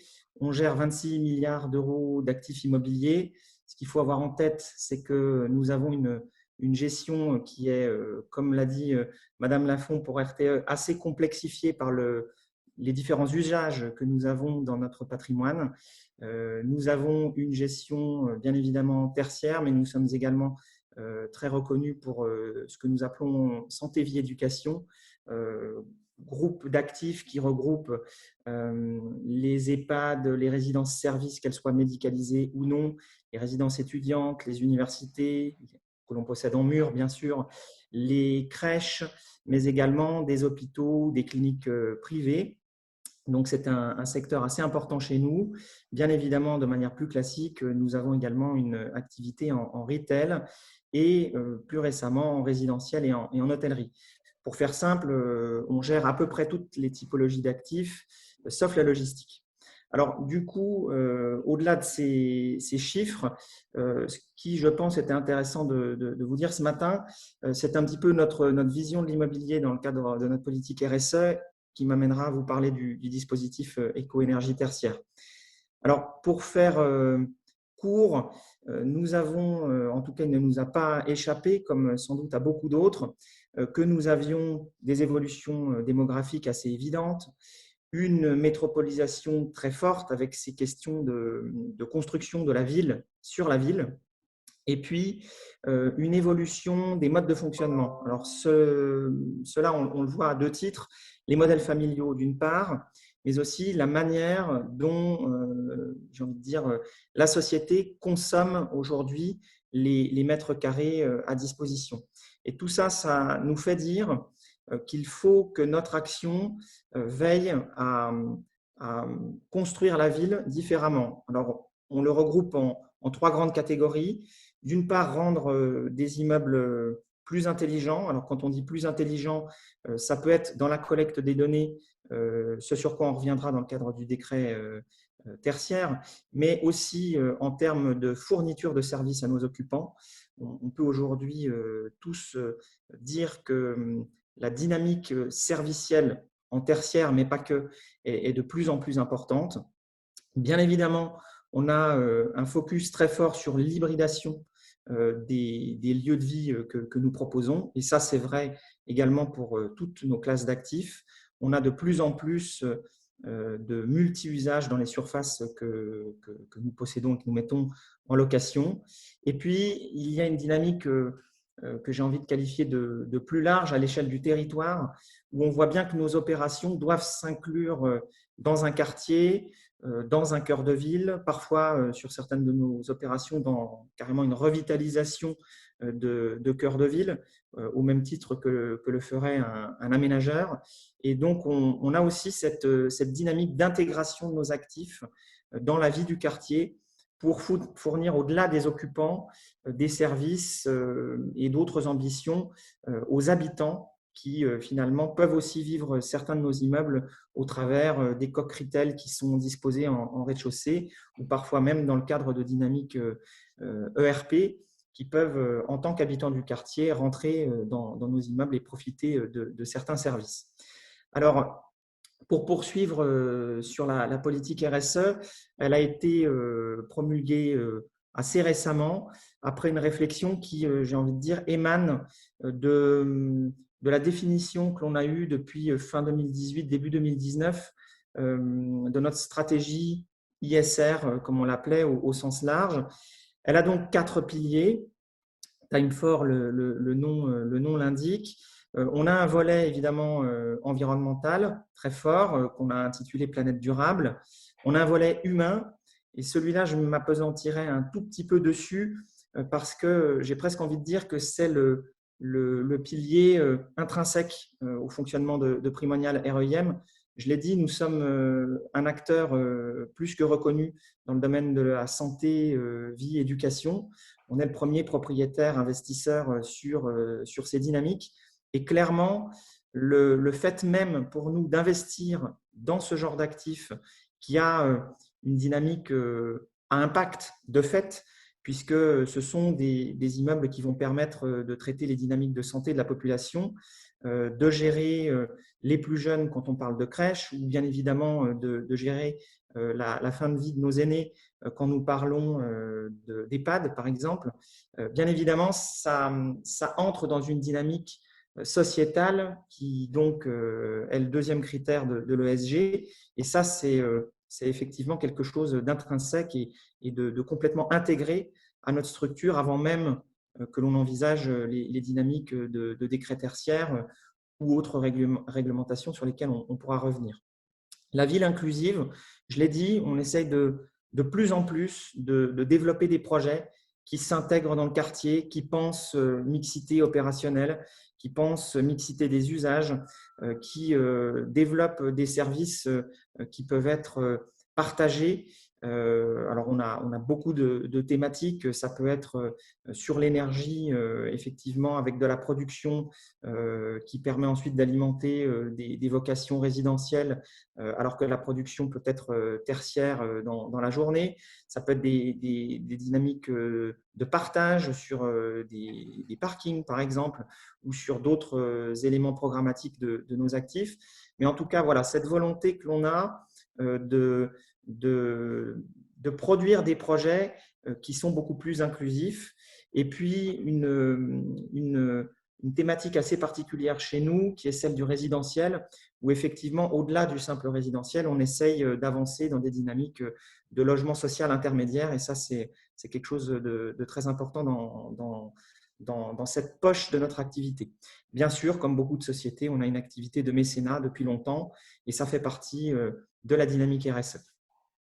Alors, pour faire le lien avec le SG et donc le décret tertiaire, ce que je vous propose, c'est de partir de la doctrine AMF qui, comme beaucoup d'entre vous le savent certainement, ou en tout cas l'ont peut-être lu, dans un de ces derniers rapports, le 3e rapport d'AMF sur les pratiques des sociétés de gestion en ESG, il est clairement indiqué que le risque serait que les sociétés de gestion finalement documentent leur politique ISR par le fait qu'elles disposent d'une pratique et d'une politique RSE.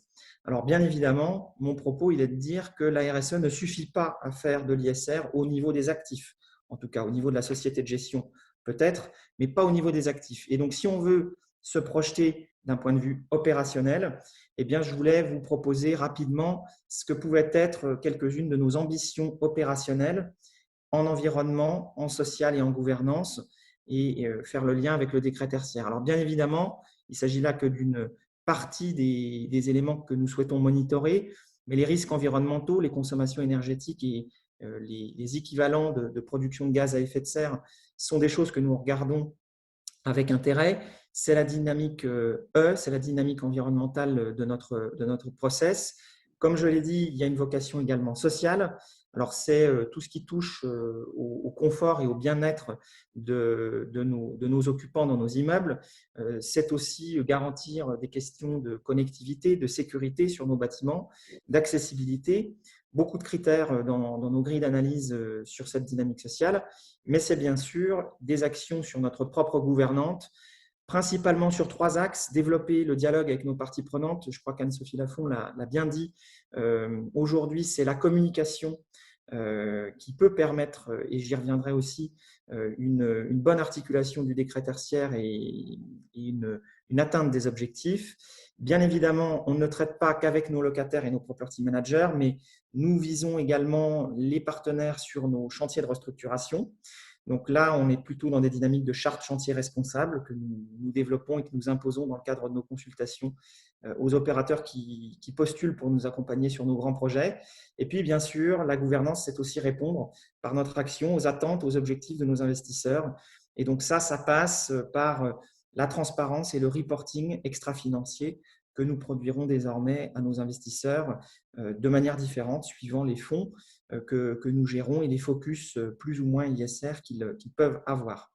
Et donc, pour faire le lien avec le sujet du jour, eh bien, vous avez compris que le E, c'est là où on a le focus décret tertiaire, puisque le décret tertiaire vise les économies d'énergie, et c'est donc dans ce premier volet E que tout cela s'articule.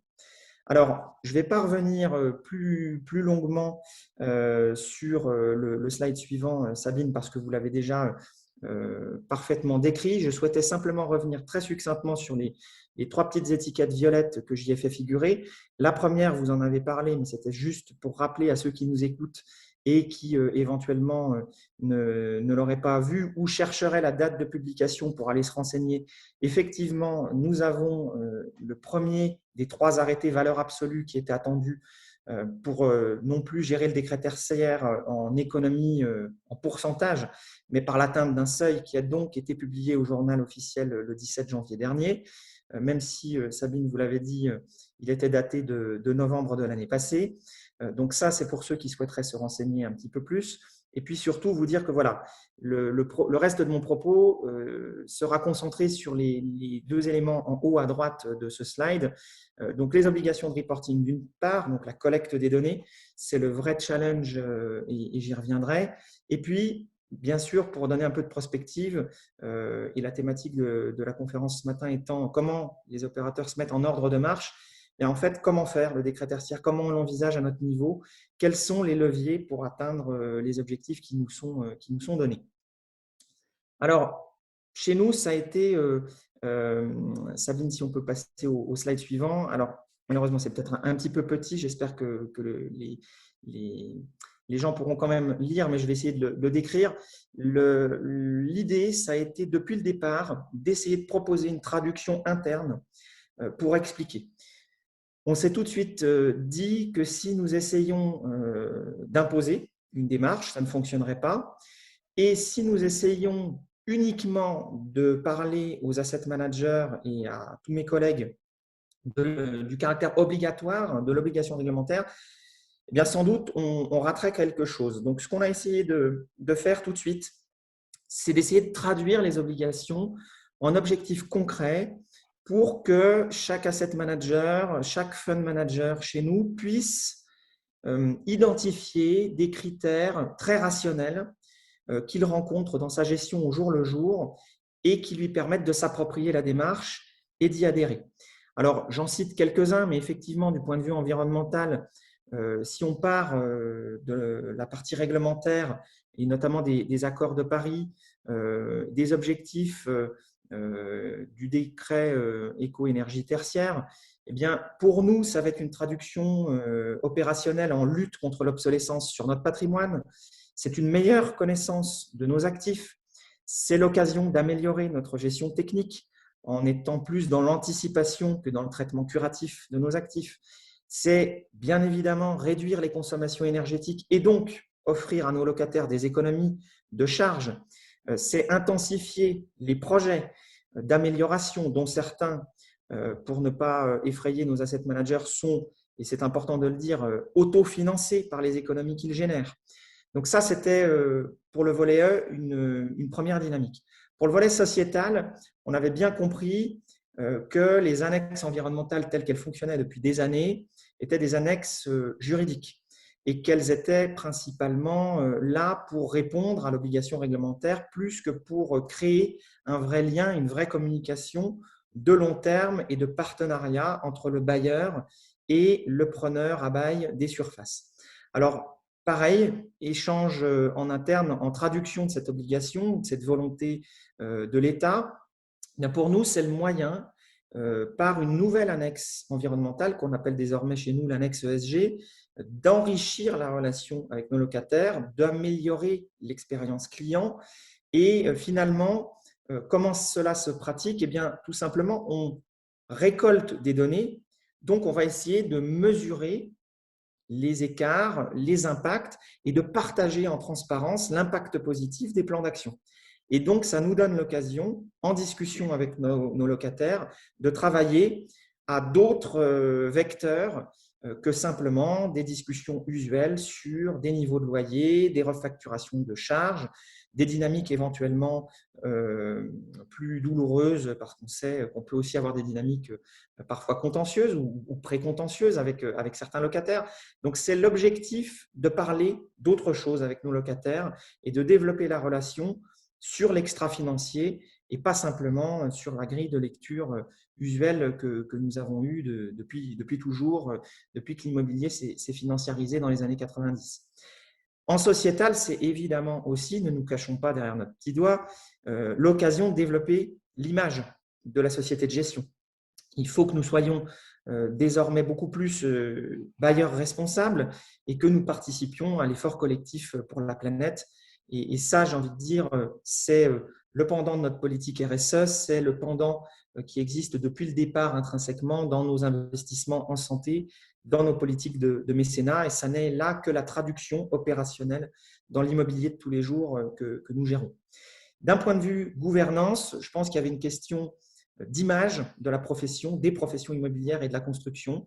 Et aujourd'hui, eh bien, en traduction opérationnelle chez nous, eh bien, finalement, c'est répondre aux enjeux réglementaires, bien sûr, mais au-delà, préserver la valorisation, la liquidité de nos actifs, parce que ceux qui ne répondront pas aux objectifs fixés, bien évidemment, verront une décote évidente. Et puis, je l'ai déjà dit, mais je le répète, c'est important, répondre aux besoins de nos investisseurs. Donc, au travers du développement de notre politique RSE, au travers de produits que l'on qualifie d'ISR désormais avec le nouveau label ISR immobilier, c'est développer la capacité que nous avons à offrir autre chose que du reporting financier pour répondre à des ambitions différentes de placement de nos investisseurs. Alors, en synthèse à tout cela, et c'est le slide suivant, ce que j'ai tendance à dire, c'est qu'au-delà de cette traduction chez Prem, pour expliquer, c'est pour remporter l'adhésion. Et pour remporter l'adhésion, le mot d'ordre que je peux avoir en interne, ou en tout cas ce que je me plais à dire à tous mes collègues à l'asset management, c'est qu'on a l'occasion, et de le faire pour de vrai, c'est pour ça que j'ai mis ce pot de peinture avec cette notion de greenwashing. Il faut le faire pour de vrai, donc il faut parler d'actions concrètes, il faut être à la fois pragmatique mais également ambitieux, mais c'est l'occasion de transcrire une obligation réglementaire en une opportunité de faire de l'asset management une fonction plus complète et plus passionnante. Et ça, j'en suis intimement persuadé. Aujourd'hui, on continue de traiter les sujets comme on le faisait avant, c'est-à-dire qu'on le fait avec la même passion, on le fait avec le champ des possibles de la technologie, avec les obligations réglementaires, avec les business plans financiers, mais on essaye d'ajouter des critères finalement à notre grille de lecture. Et finalement, c'est comme ça que je perçois le décret tertiaire. C'est ce qui est finalement une obligation réglementaire qui agit comme un accélérateur de notre action de tous les jours dans la gestion de notre projet. Alors, pour passer dans le slide suivant sur des critères techniques un petit peu plus… alors Sabine, je pense qu'on a peut-être sauté un slide. Sauf erreur. Voilà. Alors, le comment faire, ça va reboucler avec certains propos de Madame Lafont. Il y a évidemment un levier de gestion de maintenance. Alors, c'est tout simple. Les économies d'énergie sur nos actifs ne passent pas systématiquement par des travaux lourds, complexes et coûteux. Et ça, c'est le premier message que je donne en interne, à savoir qu'on n'est pas, pour atteindre les objectifs du décret tertiaire, contraint et obligé de déployer des plans de CAPEX extrêmement lourds. Ce levier gestion maintenance, il est extrêmement important parce que, comme vous l'aurez compris, ce n'est pas forcément le plus coûteux et il répond à deux des objectifs, les objectifs de collecte de données et les objectifs d'économie d'énergie. Puisque, en s'attachant à la gestion et à la maintenance de nos sites, on se rapproche de nos property managers, on essaie de mieux comprendre le fonctionnement de nos sites, la gestion par les facility managers, et donc on collecte de la donnée. Et bien sûr, par cette action, on génère des économies d'énergie. Alors, sans rentrer dans trop de détails, mais pour donner quelques chiffres de notre retour d'expérience, on peut atteindre 10 à 30% d'économies d'énergie sur certaines actions avec un plan d'amélioration, un plan de pilotage continu. Tout cela, au passage, collectant la donnée, nous permettra de répondre à l'obligation de reporting sur la plateforme Opera. J'ai mis quelques mots derrière des hashtags. Je ne vais pas rentrer dans le détail, mais c'est vous dire qu'effectivement, les grandes dynamiques dans ce levier gestion-maintenance, c'est la collecte des mandats auprès de nos locataires. Et ça, c'est l'essentiel. C'est la base, c'est ce qu'il y a de plus dur au départ. C'est communiquer avec nos locataires. Madame Lafont l'a dit, elle s'étonne de ne pas forcément avoir beaucoup de communication des institutionnels. Pour notre part, on a commencé cette communication lourde de décret tertiaire en ce mois de janvier, parce qu'on a essayé de mettre en œuvre et de préparer beaucoup de techniques et d'appui informatique au préalable. Et c'est vrai qu'on s'y est peut-être pas forcément mis très tôt. En tout cas, on a démarré. Et c'est le premier axe, communiquer avec nos locataires, les sensibiliser sur ce point pour récupérer leurs autorisations de collecte des données sur leur consommation privative. Comptage et GTB, pourquoi? Parce qu'effectivement, sans compteur, sans outil GTB, on ne peut pas avoir la finesse de collecte des informations qui nous permet la finesse de gestion, d'optimisation de maintenance qui génère les économies que j'évoque. Ensuite, tout cela, ça passe par une dynamique de long terme. Donc, on pilote et on a ces fameuses actions d'énergie management. Et puis, c'est vrai, sur ce levier-là, c'est le ROI rapide. On n'est pas en train de parler d'investissements extrêmement lourds et on est régulièrement sur des investissements qui se rentabilisent en moins d'un an, avec, vous l'aurez donc constaté, des économies d'énergie qui sont assez substantielles. Le levier sensibilisation, alors je vais faire un petit focus là-dessus puisque Madame Lafont en a également parlé comme quelque chose de très important et je partage vraiment ce point. Même neuf, un immeuble n'est jamais sobre sans que le locataire qui l'occupe n'ait un usage correct de ce dernier. Alors, le décret tertiaire parlera d'intensité d'usage ou encore de modulation par rapport à l'occupation du bâtiment. Moi, j'ai envie de dire que c'est le partage des bonnes pratiques. Certains parleront aussi de process de gamification. D'une certaine manière, c'est très clair que sans l'action conjointe, conjuguée de nos locataires, et cela ne peut passer que par nos annexes ESG qui prévoient des rendez-vous annuels pour échanger avec nos locataires sur leurs ambitions, eh bien, on ne peut pas atteindre sereinement les objectifs du décret tertiaire, en tout cas pas sur les paliers 2 et 3 en 2040 et en 2050, puisque le moins 40% en 2030, peut-être est-il atteignable par une conjugaison de gestion-maintenance et de petits travaux, mais si on veut atteindre les moins 60% au final, sans faire uniquement des travaux, il faudra jouer sur le levier d'économisation des charges énergétiques au travers de l'action et de l'utilisation propre par les locataires des surfaces que nous leur mettons à bail. Bien évidemment, c'est le point le plus évident, mais il y a un levier travaux. C'est celui comme RTE que l'on actionnera sans doute dans un second temps.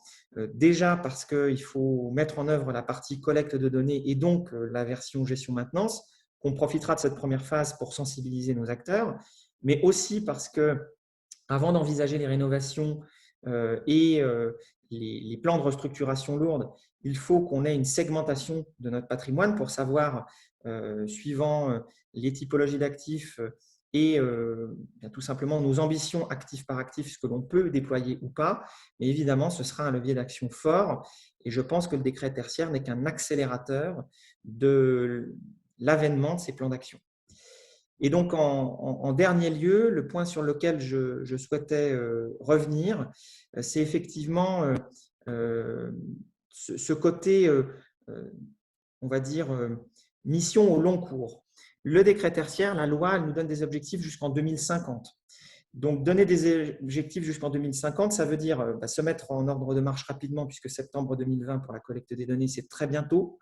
Mais c'est également faire en sorte que l'on maintienne le dispositif dans le temps. Alors moi, j'ai relevé 5 axes forts que je vous partage aujourd'hui. Madame Lafont en a parlé, il y a une question de suivi du patrimoine et du périmètre. Alors, chez Prem, on a plus de 1000 actifs. Le décret tertiaire, ça représente 4 millions de mètres carrés. On a toutes les typologies, je vous l'ai dit, sauf la logistique. Évidemment, chaque typologie entre du tertiaire, du commerce et de la santé-vie, on a de la granulométrie locative, on a de la dispersion locative bien différente. Donc, on ne parle pas aux mêmes acteurs.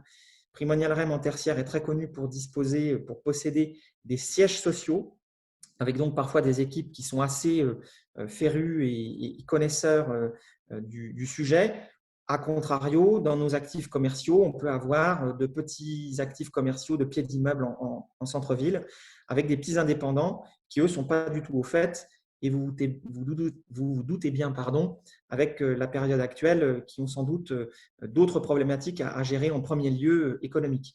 Et donc, du coup, on a un très, très lourd chantier de segmentation de notre patrimoine, de définition de l'assiette de ce qui est assujetti ou pas, et tout cela avec une vision dans le temps, puisque chaque année, Primonial REM continue d'acheter des actifs et par ailleurs en cède d'autres. Donc, c'est vraiment une mission, un axe fort que de veiller à ce qu'on soit toujours au fait de ce qui doit être monitoré au titre du dispositif éco-énergie tertiaire.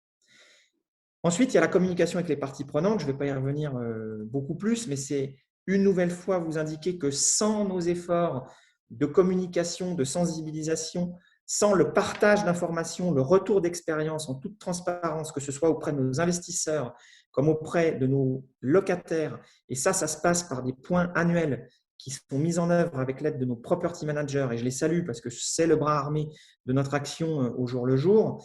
Il ne peut pas y avoir la bonne compréhension et le partage de l'effort qu'il faut faire pour atteindre les objectifs. L'autorisation de consommation de données, c'est un point qui est peut-être un peu juridique, mais je tiens quand même à le souligner, c'est les fameux mandats. Si nous ne disposons pas des autorisations de nos locataires, nous n'avons pas déjà les données de leur surface privative Donc, il nous manque une partie de la data et puis surtout, on n'est pas en capacité de les exploiter. Et sans une donnée complète, j'ai envie de dire qu'on fera un travail, évidemment, qui sera partiel. Les synoptiques, alors la mission synoptique, ça c'est la mission de meilleure connaissance technique. Au fur et à mesure, Madame Lafont a dit que beaucoup de ces sites étaient finalement avec un seul comptage pour un site. Eh bien, PREM, c'est ce qu'on essaie de faire depuis 2 ans et demi. On augmente année après année la connaissance et la finesse du découpage de l'utilisation énergétique de nos sites. C'est-à-dire que parfois, on avait des sites avec un seul comptage, et puis ensuite, on rajoute des compteurs ou éventuellement, on upgrade des équipements de GTB pour mieux monitorer les éléments et comprendre les détails des fonctionnements équipement par équipement, parce qu'une surface de bureau, ce n'est pas une surface de restauration d'entreprise, par exemple, et pour avoir des plans d'action plus fins. Et ça, c'est un chantier d'assez longue haleine. Et bien évidemment, et ce sera mon dernier mot, la planification budgétaire, c'est essentiel. Avant de passer, comme l'a dit Madame Lafont, au plan d'action qui suivra la collecte des données, il faut communiquer avec chaque partie. Donc moi, mon travail, c'est de communiquer avec les responsables de pôle, bureaux, hôtellerie, résidentiel, commerce, santé-vie, pour préparer les business plans, pour préparer les besoins budgétaires qui vont permettre la mise en œuvre des évolutions techniques, des plans d'action. Et donc, tout cela passe, vous l'avez dit, par des audits énergétiques, par des contrats de performance énergétique. Et tout ça, il faut juste avoir conscience que ça se provisionne. Mais une nouvelle fois, je pense que le décret tertiaire est un accélérateur de la prise de conscience chez nous pour cette mise en œuvre. Voilà, merci à vous. Merci beaucoup, Guillaume, pour cette présentation et ce retour d'expérience détaillé de la façon dont vous voyez les opportunités générées par le dispositif. Donc, je vais reprendre la main rapidement. On ne va pas avoir le temps, je pense, pour des questions, pour le coup, parce que l'heure file. Et donc, pour la dernière partie de la conférence, qui revient sur Opérate. Alors, Opérate, vous en avez parlé, Anne-Sophie et Guillaume. Il s'agit un petit peu de l'application, de la mise en œuvre concrète de tout ce cadre réglementaire posé par le dispositif éco-énergie tertiaire. Et donc, c'est vraiment un élément clé de la façon dont les acteurs vont pouvoir s'approprier voilà, le suivi des consommations, la remontée de données et ainsi de suite dans le cadre du dispositif. Alors, je vais essayer d'être synthétique. Très simplement, c'est l'ADEME qui a été mandatée pour développer la plateforme. Et cette plateforme, elle a 3 volets de façon schématique. D'une part, évidemment, la collecte des données, des assujettis. Ensuite, faire le calcul pour vérifier l'atteinte des objectifs réglementaires. Et enfin, et alors cette fonctionnalité sera probablement disponible dans un second temps, mais proposer l'accès à des valeurs de benchmark sur la base de données anonymisées. Ce qui va se passer, c'est que le premier travail à mener dans l'outil, ça va être la création des différents bâtiments. Et ce travail est dévolu aux propriétaires car c'est eux qui ont la vision d'ensemble de leurs actifs. Et ça réduira le risque d'erreur ou d'incohérence, notamment en termes de surface, ou même de compréhension globale des actifs. Donc, je vais passer à la slide suivante. Voilà, les principes généraux de la plateforme, c'est qu'elle sera accessible à différents types d'utilisateurs. Je vous l'ai déjà évoqué, la consommation de référence doit être fixée au plus tard le 30 septembre 2022. Il y aura des indicateurs d'intensité d'usage qui seront à remplir s'ils sont différents de certaines valeurs étalons déjà fixées pour certaines classes d'actifs, donc dans l'arrêté modificatif. J'en ai parlé également, mais l'ajustement climatique est prévu. Donc, le calcul sera fait automatiquement par la plateforme. Les assujettis n'auront rien à faire sur le plan de l'ajustement climatique. Et enfin, l'objectif, c'est une interopérabilité avec les outils de suivi de consommation. Donc, évidemment, le travail qui est mené par l'ADEME, c'est de rendre la plateforme la plus fluide possible, même si ce n'est pas toujours évident pour coller à toutes les attentes réglementaires qui sont déjà fixées. Voilà, le site internet est disponible, mais ne permet pas toutes les fonctionnalités. En revanche, il y a certains documents qui sont chargés régulièrement. Donc là-dessus, c'est ça que je voulais vous présenter aujourd'hui. D'une part, il y a une FAQ qui est à disposition sur la plateforme et qui permet vraiment de répondre, je dirais, aux premières questions les plus largement posées quand on commence à se pencher sur le sujet. Il y a également un certain nombre de documents qui sont téléchargeables. Donc, je vous l'ai mis, une présentation du dispositif et puis un passer à l'action en 10 étapes.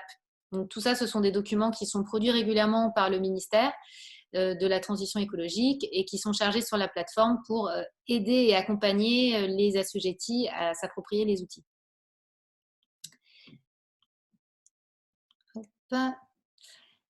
La plateforme permettra de télécharger une attestation annuelle.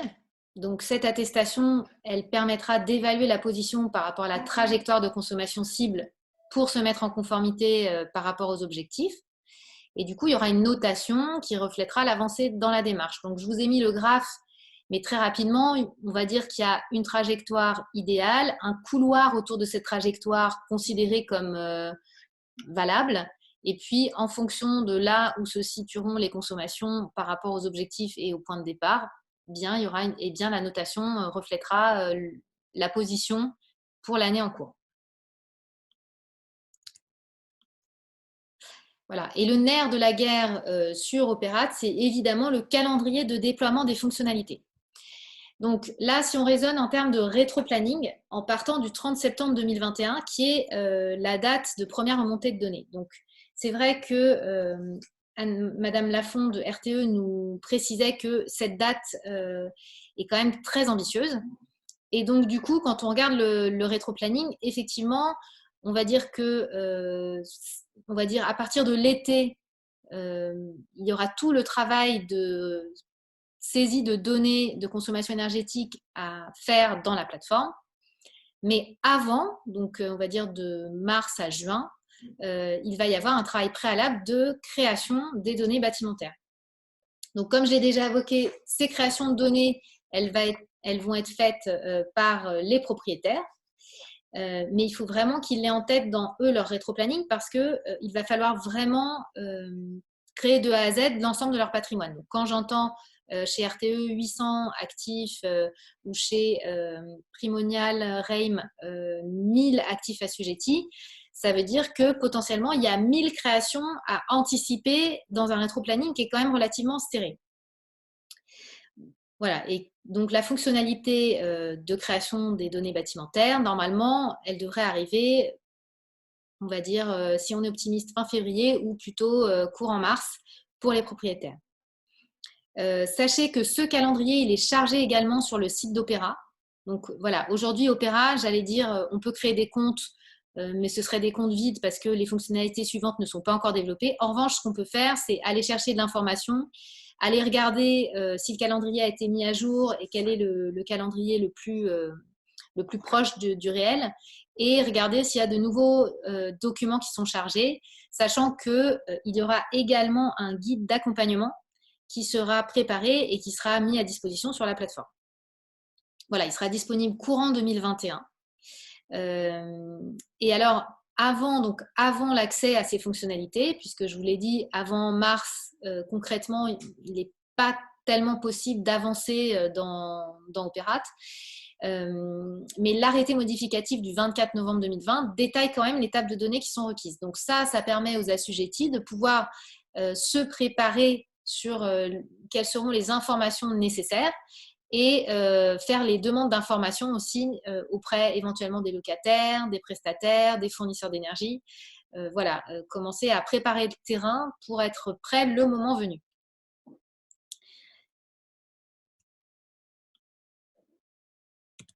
Hop. Voilà, donc pour le coup, j'ai fait très synthétique, mais vous aurez effectivement l'ensemble de ces slides. Vous avez vu que je vous ai mis dans les slides des liens, parfois vers les textes, parfois vers le site, parfois vers les documents qui sont disponibles sur le site. Donc, n'hésitez pas à aller faire un tour et regarder, voilà, vous, si ça vous aide et si ça vous donne de l'information complémentaire pour, j'allais dire, préparer cette première prise en main de l'outil qui aura lieu donc cette année. Voilà, encore une fois, donc l'ensemble des publications présentées aujourd'hui seront mises en ligne donc dans la journée et accessible à tous sur notre centre de ressources Taloen. Voilà, donc présentation de Taloen, c'est pareil, Loïs en a rapidement parlé. On a tout un ensemble de ressources dont une grande partie est ouverte à tous. On a également certains outils complémentaires, donc notamment BATADAPT, que vous voyez là, la carte de France avec les différents risques d'exposition au changement climatique, par exemple, ou bien un guide pour les achats responsables en immobilier, et également tout un ensemble d'autres outils qui sont mis à disposition du grand public. Voilà, nos publications 2020, Loïs les a rapidement évoquées, mais encore une fois, vous aurez l'ensemble des publications que nous avons faites cette année. Donc des sujets aussi divers que les matériaux biosourcés, l'autoconsommation, la taxonomie, et puis traditionnellement, cette année se conclut par les 2 baromètres. Donc, le baromètre de l'immobilier responsable qui a été publié en décembre dernier et ce baromètre de la performance énergétique et environnementale des bâtiments qui sera donc rendu public aujourd'hui. Voilà, et puis cette année, on a également pensé à toutes les personnes qui découvrent, qui font partie, qui sont des professionnels de l'immobilier, mais qui découvrent ces enjeux qui prennent en importance. Et du coup, on a conçu à leur attention et aussi à l'attention de tous un lexique de l'immobilier responsable qui est pareil en accès public et que vous pouvez partager, diffuser largement pour sensibiliser rapidement vos collaborateurs à ces thématiques et également au vocabulaire qui est utilisé, aux textes qui sont cités. Voilà, ça permet une familiarisation rapide et pratique sur l'ensemble de ces thématiques. Voilà, il me reste à vous remercier. Donc, je ne sais pas s'il y a des petites questions sur Opéra rapides, on peut peut-être, ou même sur la présentation de Primonial Reim, on peut peut-être y répondre rapidement avant de clore cette e-conférence. Sabine. Oui. Merci Sabine. On peut prendre 1 ou 2 questions pour ne pas dépasser les 11 heures. Moi, je voudrais juste ajouter une information par rapport à ce qui a été présenté sur Opéra. C'est le fait que va être planifié en 2021 une série d'ateliers tests de la plateforme de manière à éprouver son bon fonctionnement pour que le jour où elle soit définitivement opérationnelle, eh bien, il n'y ait pas de problème qu'on n'aurait pas identifié avant. Sachant qu'on essaie déjà, nous, depuis plusieurs années avec l'ADEME et la DHUP, d'anticiper un petit peu toutes les problématiques qu'on pourrait rencontrer lorsqu'on rentre des données, lorsqu'on fait des plans d'action, etc. Donc, si vous êtes intéressé par ces ateliers tests, écrivez-nous sur la boîte contact, premièrement. Et deuxième point aussi qui est nécessaire de préciser, c'est que ça peut paraître contre-naturel, mais le fait qu'on ait collecté toutes ces données depuis 2012 et qu'on continue à les collecter nous permet d'avoir des indicateurs complémentaires que ceux qui ressortiront d'Opéra, d'autant plus qu'Opéra, le reporting se fera à l'échelle des entités fonctionnelles. Donc, on n'aura pas forcément une vision des consommations globales d'un bâtiment, mais des consommations d'un lot privatif, des parties communes. Donc, ce que je suis simplement en train de dire là, c'est que les travaux sur le baromètre, bien que la plateforme Opéra va être mis en œuvre cette année, vont continuer parce que ça nous permet de mettre en place des analyses complémentaires de ce qui ressortira de celle-ci. Voilà. On peut prendre quelques questions peut-être avant de conclure. 30 questions. Si on n'a pas répondu à toutes les questions,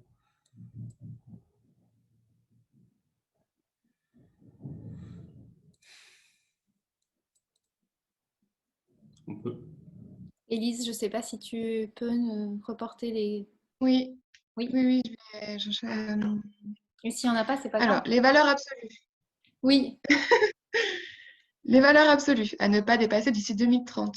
ont été définies sur les fonctions de quels critères? Mhm. Par exemple, les surfaces de chaque sous-secteur, les modèles économiques de chaque sous-secteur, le taux d'occupation, la volonté de verdir de certains actifs plus que d'autres. Alors, déjà, donc, ces valeurs absolues se déclinent par classe d'actifs. Donc, effectivement, on va avoir une valeur applicable pour les bureaux, une valeur applicable pour la logistique et ainsi de suite. Maintenant, à l'intérieur de ces classes d'actifs, il va y avoir également alors, ce que l'arrêté mentionne en tant que sous-catégorie. Donc, dans le bureau, par exemple, on va préciser si c'est du bureau standard, si c'est du bureau open space. Dans l'enseignement, on ne va pas traiter des locaux de maternelle comme un lycée professionnel et ainsi de suite. Donc, il y a déjà, on va dire, une sous-catégorisation relativement fine des valeurs absolues.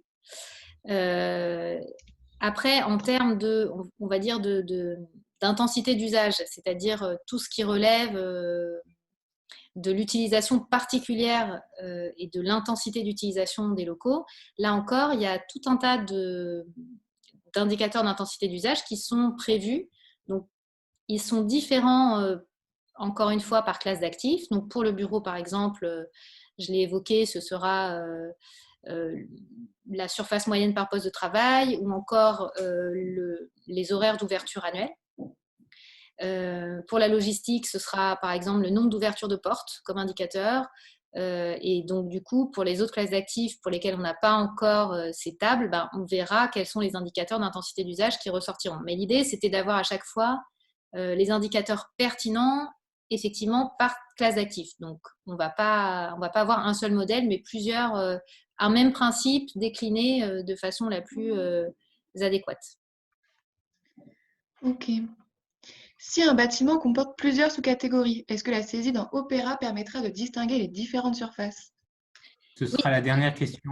Voilà, ce sera la dernière question et la réponse est simple, oui, ce sera possible de distinguer les différentes surfaces. Et ce sera même possible de faire varier la saisie des surfaces d'une année sur l'autre. On peut imaginer qu'une surface qui soit mise en open space soit cloisonnée ou l'inverse. Eh bien, tout ça ce sera parfaitement possible de le refléter sur Opéra d'une année sur l'autre. Et voilà, et je pense que du coup, c'est la dernière question. Il est 11h03, donc on avait démarré à 9h03, donc finalement, on a tenu nos 2 heures de conférence. Donc, au nom de l'OID, avec Loïs, nous vous remercions pour votre présence ce matin parmi nous. Un grand merci à Guillaume Régère et Anne-Sophie Lafont d'avoir pris le temps de partager avec nous leur retour d'expérience sur la structuration de leur démarche en interne pour se mettre en ligne avec les objectifs du dispositif éco-énergie tertiaire. Et puis, très bonne journée à tous. Et encore une fois, n'hésitez pas à regarder sur Taloen, les publications y seront d'ici cet après-midi.